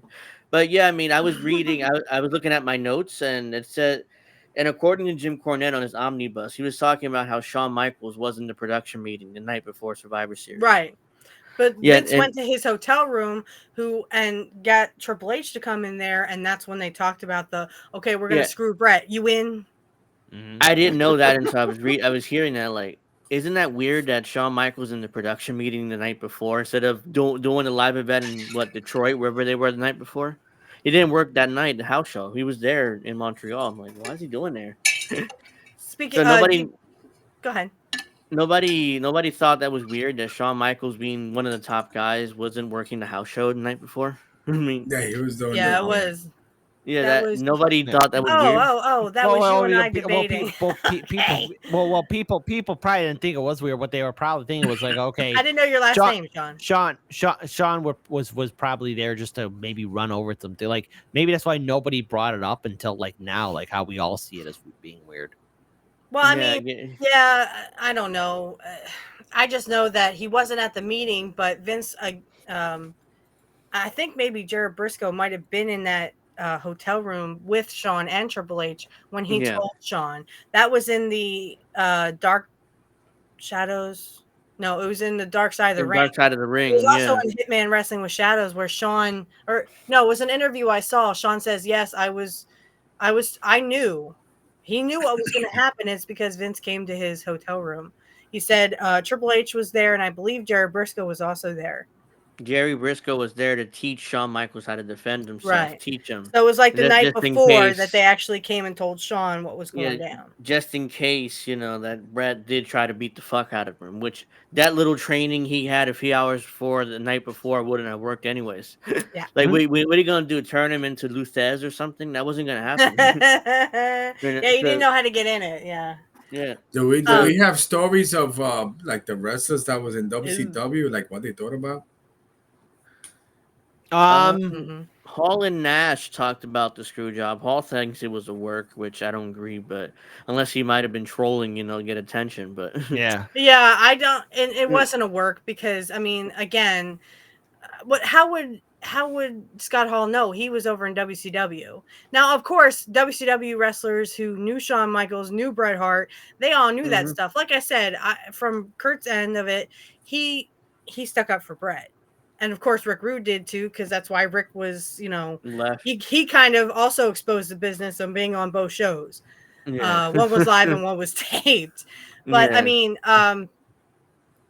it's I'm not really sure how to answer that one, but I mean, like I said, Scott Hall would have had to, he would have had to know what was going down, and I'm sure he didn't hear it from Bret. Maybe Shawn told him. I don't know, because you never know what Shawn or what everybody else talks about or what was Which said is to Scott Hall. which is weird because you figured that he would have asked his buddy Shawn Michaels, "Hey, was this a work? Was this real?" I mean, Hmm. he said he never asked him once. It's like, oh, that's a lie. I mean, I guarantee you they talked about it because they Yeah, were all yeah. clique members. They were all best friend clique members. Right. So And Scott Hall, I don't know how close he was or not close he was with Bret Hart, but I can tell you that Bret definitely talked about it to Kurt and Rude and Jim and Bulldog. And I can't do the accent, but Bulldog, as soon as it happened, Bulldog went, "Oh, they fucked him. he They fucked fucked them. Bret." Mhm. I can't He do the fucked accent. Brett. I'm sorry. Yeah, because what But happened yeah, was he was supposed Bulldog and Owen were supposed to come out and do a run-in to cause a Right. disqualification, Right. That was which supposed to would be have been a yeah. non-finish. And then But Bret was just supposed but to give up the belt. Right. The next night yeah, on and Raw. the next Yeah. night, yeah, which I didn't, I wouldn't like that idea either if I'm booking. But it's like I would have had, but let's not get into that. But yeah, I mean Owen But and Brett, again, Mhm. Vince and he should have taken responsibility for this. Again, when you were negged on Brett's contract, you should have said, "Okay, Brett, well then you're going to have to lose the belt because I need to get it off you if you're going to go to WCW." before he opened up, before he allowed him to negotiate WCW, he's like, okay, fine, I got the belt off you. The next night on Raw, whenever the next TV is, you got to get the belt off you. Yeah. Instead, he's like, he opened it up to negotiate WCW. He got $2.5 million a year, which is insane money. Which Even yeah, today, it's like I insane money said, for like a wrestlers. drunken sailor, Eric Bischoff was giving out all this money like a drunken sailor, like I said. And you had said, Angel, very eloquently that Brett had called Eric Bischoff, and Bischoff said, "Just do the job, Brett." Yeah, we talked Mhm. about it a few weeks ago. Yeah, Yeah. when we touched on this.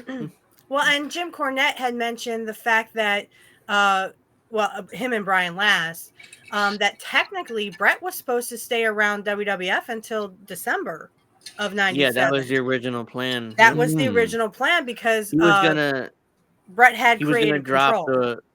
he's gonna drop the WWF title on a 4-way Right, to right. to Mhm. Shawn, but Taker would beat Shawn or Shawn would beat Taker, wherever. Brett wouldn't do a job leaving WWF, which again I don't think Vince was in love with, but it's like, hey, we do what we got to do, Brett. Right, you got to do what you got because you already signed a contract giving Yeah. Wait, Bret Hart creative hold on. control. Hold on. Sean McKenzie's writing it was Ted Turner's money, not WCW's money.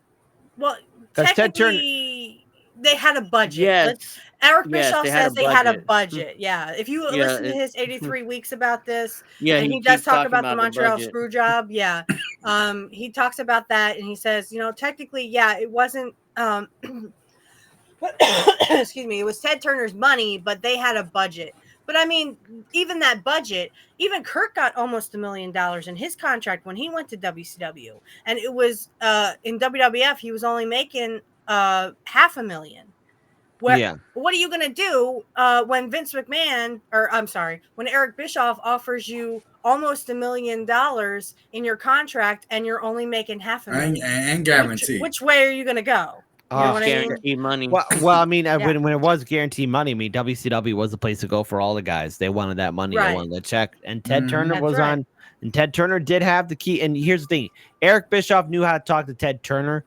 And not to kind of like again speculate, but I'm willing to bet that Ted Turner was thinking somehow, however unlikely it could be, but you'll debate me on how Ted Turner would not have liked to have had the WWF Heavyweight Championship in his office. If not thrown in the garbage can, then have that big FU to Vince McMahon, like, aha, I got your belt and it's in my office and I drink whiskey in front of it every day. I don't know. If you ask Eric Bischoff, he kind of says, Ted Turner really had nothing to do with it. It was kind of like the bastard child. Oh, really? Ted Turner wouldn't? That's what Eric Bischoff says. Yeah, Eric Bischoff said, he said that literally they didn't really give a fuck about wrestling. They kind of just gave it a budget and said, "Here, you guys deal with it." So wait.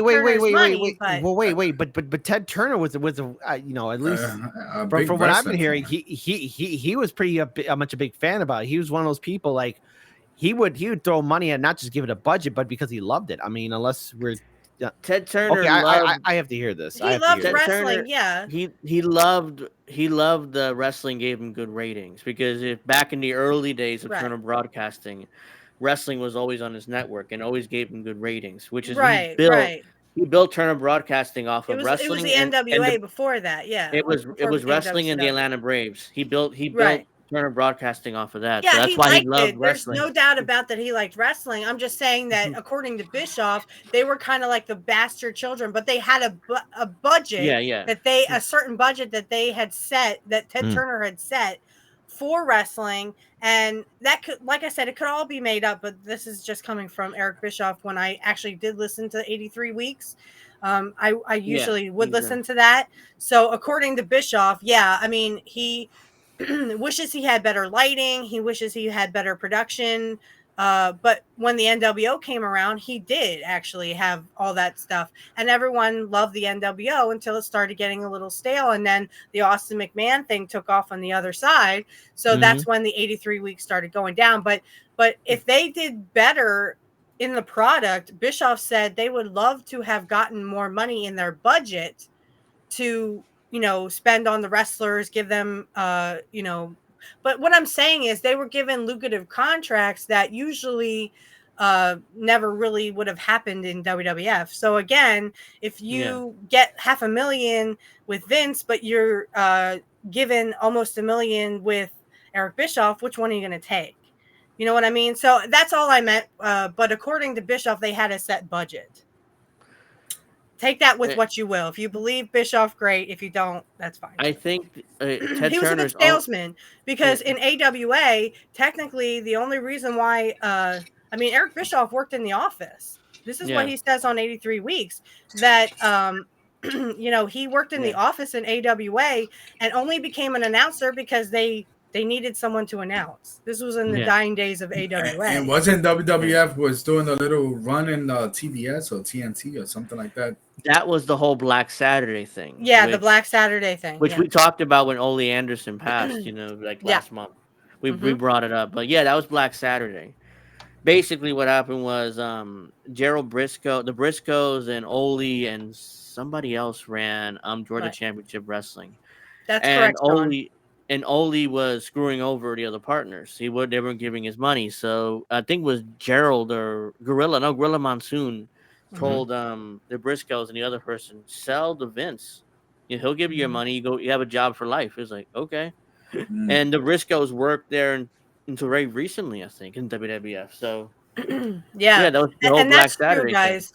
That once AOL bought out Ted Turner, they thought that wrestling was they hated wrestling. They hated wrestling. Yeah, everybody and there. They told Bischoff in a meeting, this is how we want it to go. And again, Bischoff says, well, that's just what WWF did, and their ratings went down the drain. But And now that's you what want me he to was do told it? to do, and that's why it went out of Yeah. business because Yeah. they weren't making it with the They were- NWO. It wasn't a family friendly show, but that's what AOL told them to do because they didn't like wrestling. They They hated it. sabotaged And, it. and it They explains all the sabotaged it on goofy, purpose. Yeah. it explains all that goofy stuff that we saw. That's right. All Oh, that that was goofy stuff. goofy. 99, I mean, 2000. I Oh, actually no, saw God. that interview. Brett was talking about he did an interview or he did a promo or something about his cat. I actually saw that again, and he's right. He does. Oh, I love my cat. That was after. And Bischoff goes, I don't remember that. What are you talking about? Because Bischoff is an idiot, and he is an idiot. I agree with Brett. He's a fucking moron who doesn't know anything about wrestling. To be fair, he knows more than Tony Khan. I mean, Well, yeah, he knows more than Tony Khan. Yes. Yeah, and also, in fact, he knows, at least when he had everything working with him at the time, how to really promote a brand and get the hype built up around it. I'll give him that. Bischoff is a promoter and a communicator. I mean, he does. He has talent, but for wrestling, he has more talent than Tony Khan. But yeah, but I mean, in the end, I mean, was it worth it? I don't know. See, I think Bischoff they brought in Russo, and Russo totally fucked up everything. I mean, he made everything like a Jerry Springer show. Yes, and then pissed in everybody's face when he made himself a champion, and then he made an actor who didn't know how to wrestle, didn't know anything about the wrestling business, but wanted to be a wrestling champion. He made David Arquette the champion. That was literally pissing in everybody's face. Bischoff was fired. Same toenails are more talented. Yeah. By the way, same David Arquette who also when he was having the championship belt around him, but he was also the same guy who would bully other people around, then hide behind him. Imagine being the WCW heavyweight champion, pushing people around, then running and hiding when you have the belt around your waist. How does that create enthusiasm? It was just it was all bullshit. It was he swears up and down that the ratings went up while he was in charge in WCW, and it didn't. Even Meltzer said no, the ratings went down. When you smoke enough, when you smoke and drink enough, then everything's going up. Yeah, the ratings were going up. Hey, bro, ratings are going up. Hey, bro, ratings are going up. Bro, my wrestling, let me tell you, my show has been productive. But it wasn't that David Arquette thing was based on that movie that they try to do too? Ready to Rumble. Ready to Rumble, yeah. Wow. Yeah, but that doesn't mean you come in. Even when they had No Holds Barred and Hogan and the Zeus thing with Tiny Lister, even then they didn't make Lister the champion. Okay, no, they didn't have him come in and pin Hulk Hogan and make him the champion. That would literally be pissing in everybody's face who had that belt before. Wow. What's that smell? He came in very briefly right after the movie was shot. And I saw that in the movie. He was there, but he was in tag teams with the Macho Man and Sherry, of course. Yeah. And I really want to see Sherry's Dark Side of the Ring because I saw the preview. Her ex-husband was saying, it's time for her to put her big girl pants on and be a mom, and she walks out on her son. I couldn't do that. I could not do that. I love my son so much. I couldn't walk out.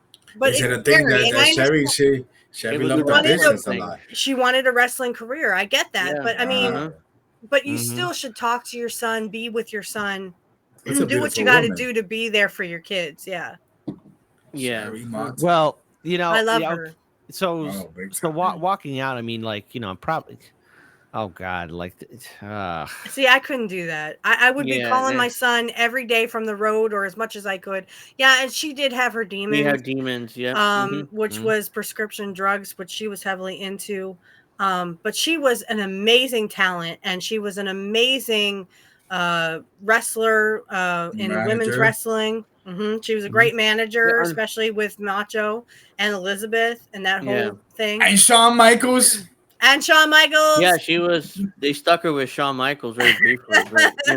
And she gets hit with that mirror. You guys remember when he pulls her in front of her, and you hear Mr. Perfect go, "Oh my God, he hit a woman!"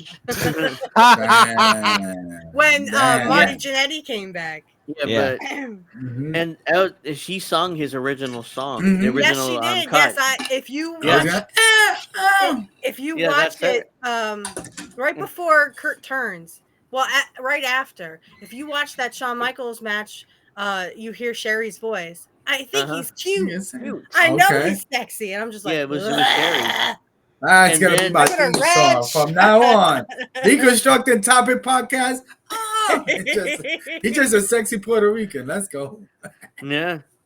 Well, I mean, I get his there's song stuck in my head, especially the part where he goes, eat your heart out, girls. Hands Right. off the merchandise. I'm like, shut up. Let's go. Who Delivered by the fuck wants to UPS. touch you anyway? You remember when Mr. when he Perfect, would baby. right he'll leave the ring and like Shawn Michaels have left the ring. The building. That's right. Shawn Michaels has Like left the building. That's Mhm. right. Yeah, Vince trusted Sherry because Sherry knew what she was doing. She had been around for a while. Yes, No, Snow Himbo nobody's is hacking my phone. Nobody's making Shawn Michaels the yes, Himbo's ringtone. live at 10 Eastern. So I have Mr. we got 30 Perfect's minutes. theme song as But my ringtone. yeah, I mean, you have to hack Witchy's phone and make that No, ringtone. Oh, no, I'm about to no. call your staff. It Let is me see. Is that Mr. Shawn Perfect. Michaels? I'm about to Mr. call your Perfect's staff. theme is da da da da. Where's my gum at? Yeah. Yeah, And that the one match, there's a girl on there named Star Smith and on X who's friends with me, and we were talking about that. Oh. She's like, "Oh well, Curt never beat Brett." I went, "Yeah, he did. It was on prime time, but yeah, he did." Yeah. And what's funny is about in the beginning of the match, Curt goes like this and misses. And I almost wanted like I would love to interview Brett and be like, "Did you say something to him? Like, hey, I think you missed something." yeah, But that you would can see Curt kick it, Curt kicks the gum after he misses get it. it. But they had Getting to be Brett. ribbing each other the whole time. They had to be like, hey, you missed something. Oh, shut up. That kind of thing. Because you hear at one point you hear when he has Brett down, you hear Curt go, I'm gonna finish this piece of shit off. Twice. He does it twice. Wow. I'm just like, he said piece of shit. Anyway, back to the Montreal Screw Job. Yeah, I want to bring that back to the Montreal. But someone bring up that in story, that whole Montreal Screw Job. They did that with Wendy Richter. That was Or the original something. Screw Job. Yeah, in that was 85. with Moolah, and yeah, that was one of because Wendy wanted more money. She was the women's champion, and Vince was like, "I'm not paying you more." And then she is like, "You know what?" She had fabulous Moolah dressed up as the Spider Lady that night. Yeah. And Vince was like, then the referee, And then they we double do. crossed her, and she beat Yeah, the shit out the of Moolah referee for counted real. 1, 2, 3 quickly, Yep. and then she realized, and then she pulled the mask off, and it was Moolah's. Oh, Moolah, it's Moolah under the mask. Rilla Monsoon is like, oh wow, we didn't know. One of these things, and then she starts hitting her for real, but Moolah no sells. It's like, oh yeah, she's doing this shit with the belt. And she's no selling. It's like, and then Wendy, she said she left the ring, got her stuff, never spoke to Vince again until like a few years ago when she got into Hall of Fame. Yeah. And she never saw Vince again. Never spoke to him again until a few years ago. I like that one interview because Gene just starts laughing. In fact, I was watching some Gene bloopers, Mean Gene, and she goes, "I'm not about to let anybody put me on my back and cover me." And he just busts out laughing. They left that in. If you watch, I think it's WrestleMania 2. They left that in that interview where he's just like, "Okay, back to you, Vince. back to you, Vince."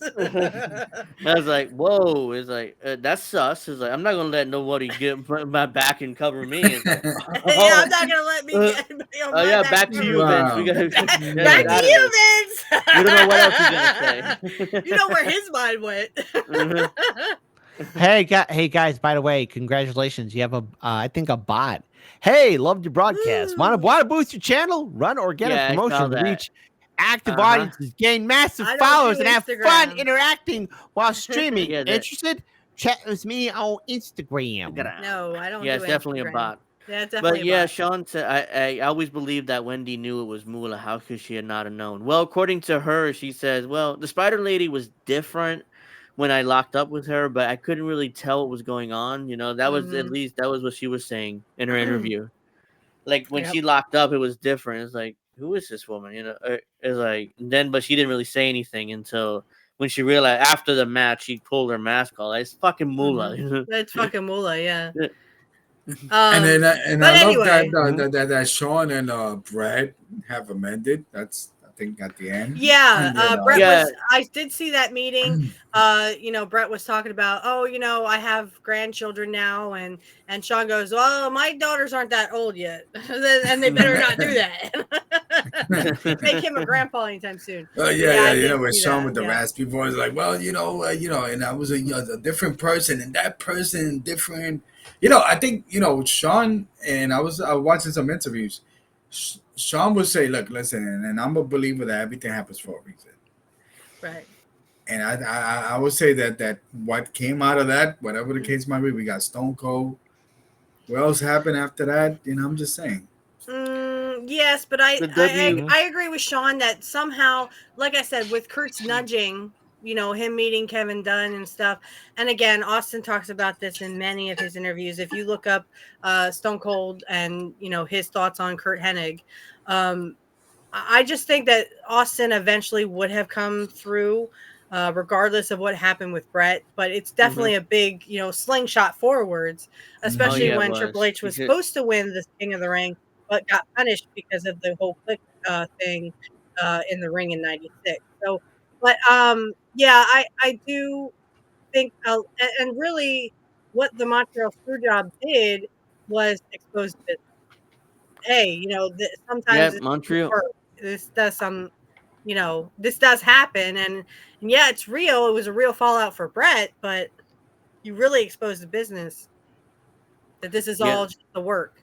it's yeah, and Brett. I mean, and Jim Cornette. One of the things he said is, "No way, Bret Hart would go to the newspapers and tell everybody." It's Bret Hart, his father's too. He would never expose the business, and the first thing he does is go to the newspaper and say, "I didn't lose though. Yeah, he I got didn't. Yeah. screwed." I got screwed, right? Mhm. And that's when Vince came on and said, "You know what? Vince didn't screw Brett. Brett screwed Brett." That Yeah. was when Yeah. You could see Mr. McMahon coming out. That Yeah. character, Vince, Mr. McMahon was actually coming out of him, and that's what led to the Austin versus McMahon feud. And yeah, there's a lot of things that could have happened if Brett had just dropped the belt to Shawn, if he had just done what Bischoff had said.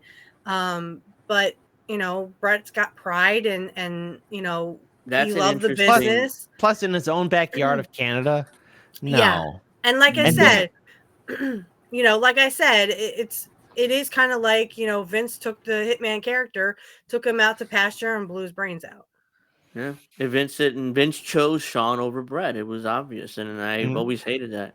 Brett called Meltzer from the hotel. Meltzer called the newspapers. Yeah, I mean, Yeah, Yeah, and that's that there was was when a Meltzer actually wasn't cuckoo for Cocoa yeah, Puffs. he But I was. mean, yeah, he actually interviewed a lot of people. Meltzer was good at his job back then. Yeah, He interviewed people and, got the real story and the real truth of what happened. So, yeah. Bret Hart was. It sucks to see the fall like that, especially when people who put in like a lot of good work and then just. and then to have I mean, it I've seen like it that. before.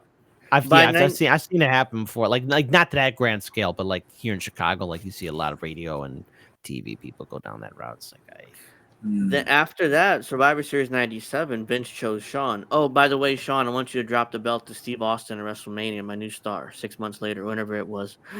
well, So I was like, Shawn was already a problem unto its own right. Yeah. I can see why he had to do that. oh, we want you to drop the belt to Steve. He's going to be the next #1 guy. Yeah, So, and yeah. and there's also speculation that Shawn wasn't ready to drop the belt to Stone Cold, that he wasn't going to do that, but his back was pretty much shot by then. Yeah. And Undertaker threatened to keep the shit out of him if he did.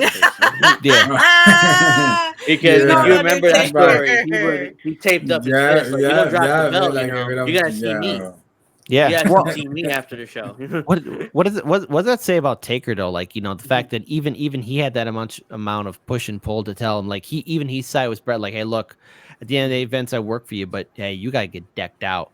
Can you imagine? Because Mhm. that's like the power dynamic of what Taker had over the WWE. That's why a lot of people time. respect that dude. Yeah. Yeah. Yeah.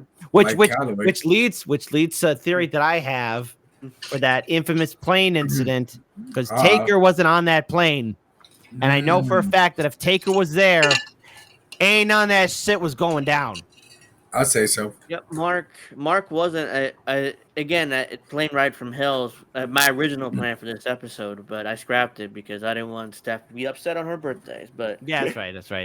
Yeah. Yeah, So I because bring that guess up. who got the fallout for that? It was Curt. Curt and know. Scott Hall lost Yeah. their contracts. I that was know. my original And plan, the It was plane ride from bullshit hell. because again, Vince had done the exact same thing that Brock and Curt had done the week or the time before, the plane ride before, and no one said shit about that. No one lost their contracts. Kurt Angle didn't lose his contract, and Taker was on that flight.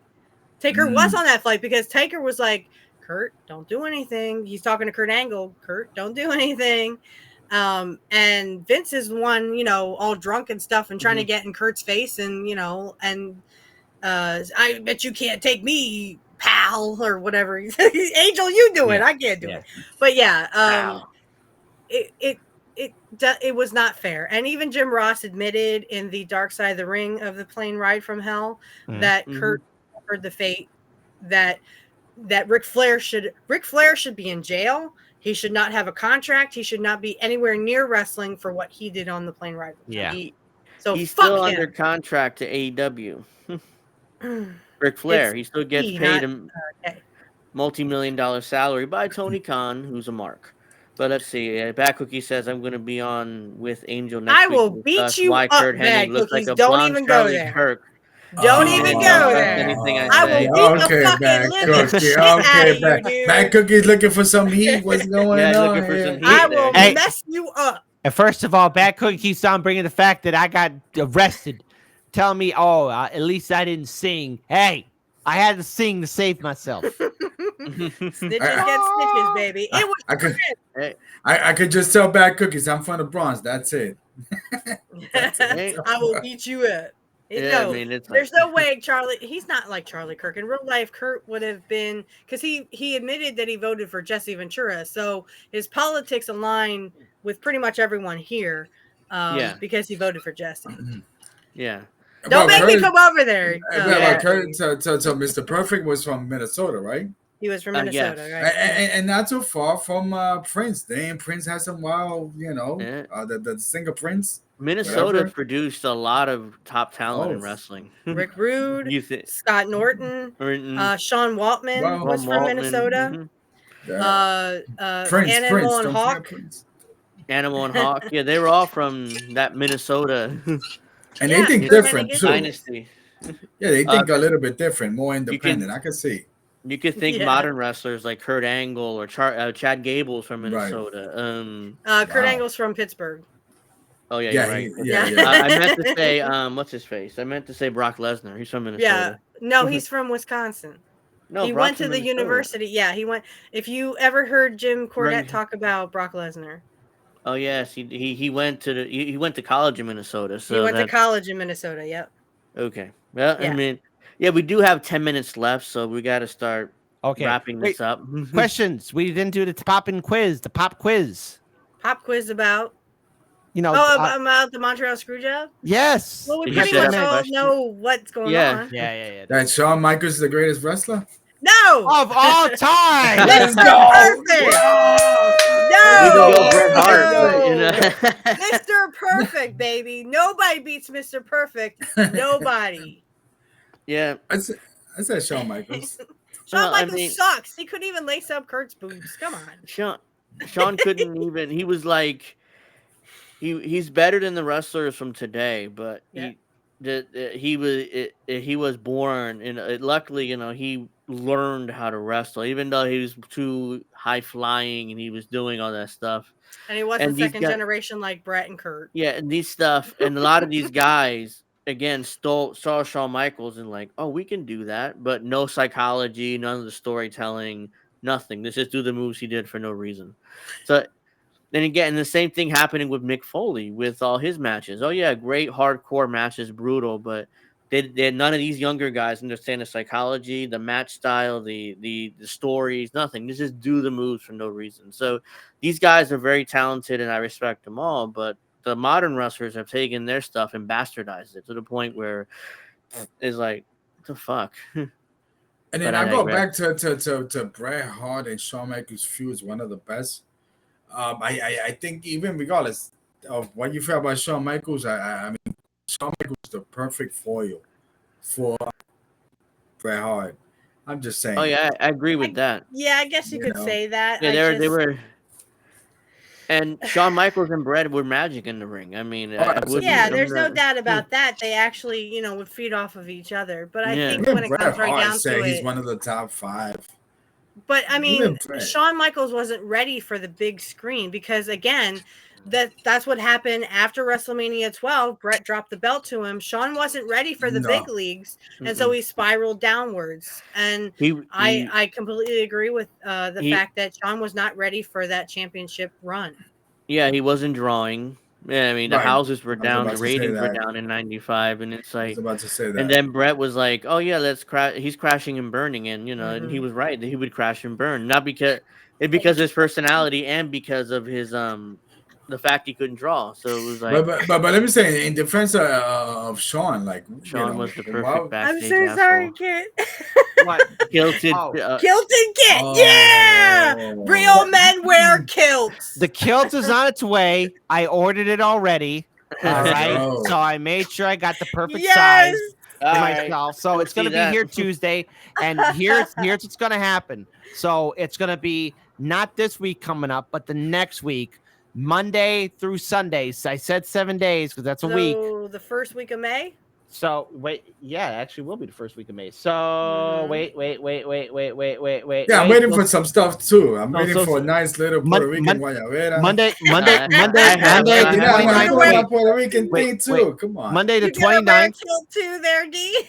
I mean, Monday you the know, 29th of May, going up till Sunday, May what is 5th. it? Kid is Scottish? What is it, kid? No, What's no, up, I'm man? Italian. No. He just promised us for all He these promised to. years, or for this year, if he made it to 50K, that he would wear a manly man's kilt. Kilt all And week. I always tell him, remember what Piper said: real men wear kilts. Right, So that's right. there's So, no shame, no It's a so shame. fact. April 29th up until May 5th, I'll be wearing that manly man's kilt. Wow.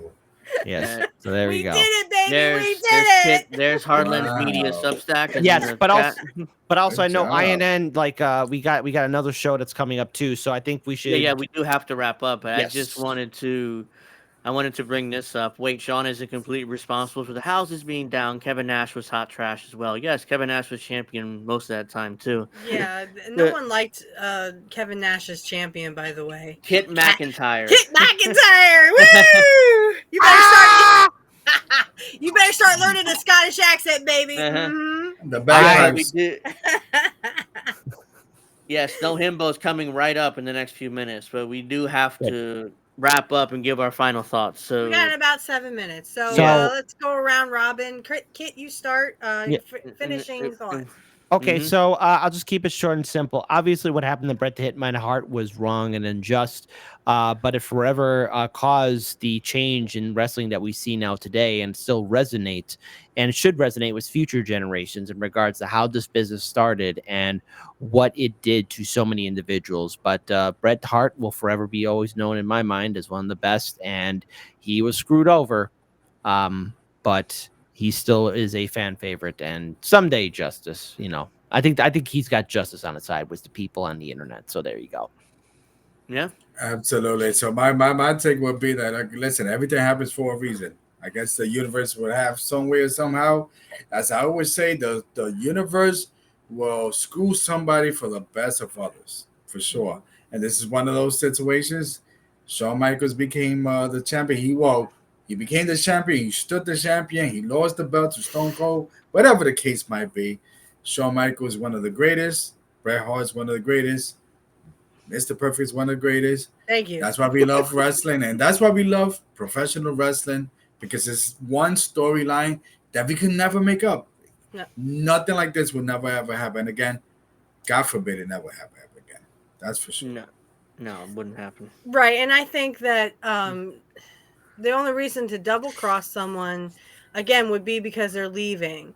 So like if I could see maybe if they had done this when CM Punk had left WWF for EEW, what the hell? Sorry, AEW.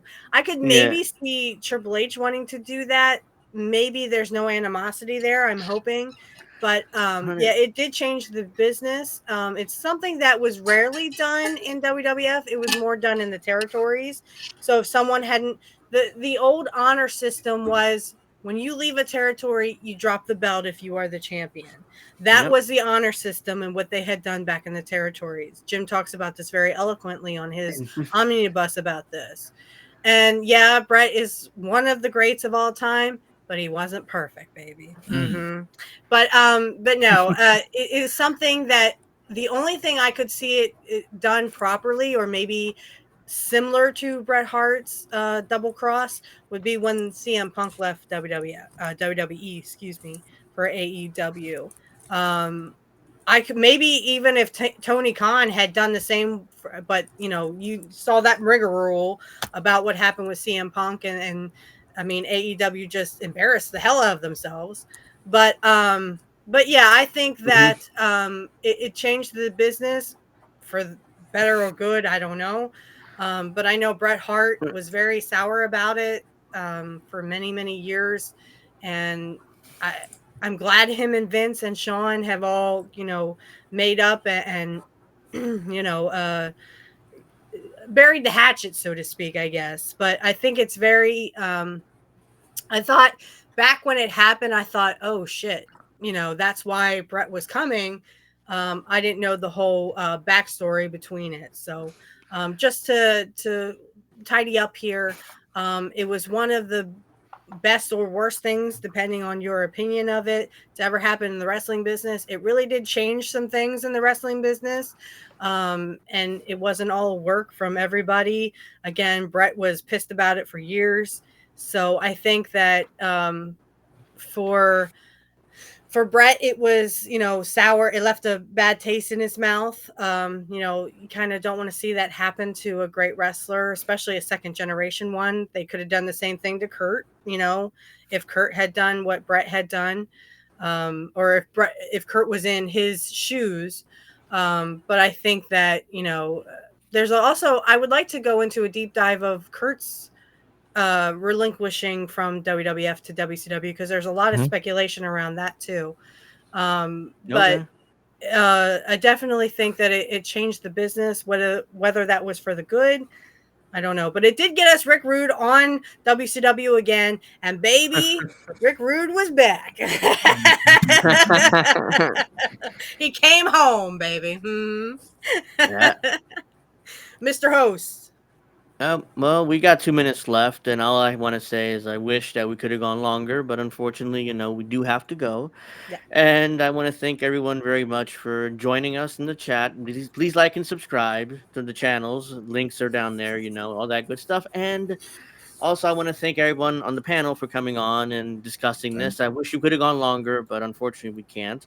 And I had a great time with this, and we'll have to do a part 2 or part 3. We can talk about. We'll do an omnibus later. Now it's time for me to smoke up and light up 420, because I got a lot to celebrate for. Happy birthday to me! Happy birthday! Let's go! And Kilted Kid! And Kilted Kid for next week. We did it. April, baby, we get to see a real man wearing a kilt. Thank you, Back Cookies. Right, manly man. All right, until next time, it's 9:59 Eastern, and we have to go right now. So see you guys next week. Thank you for the show. Bye, everybody. Thank you so much. Peace out. Much love. Peace out.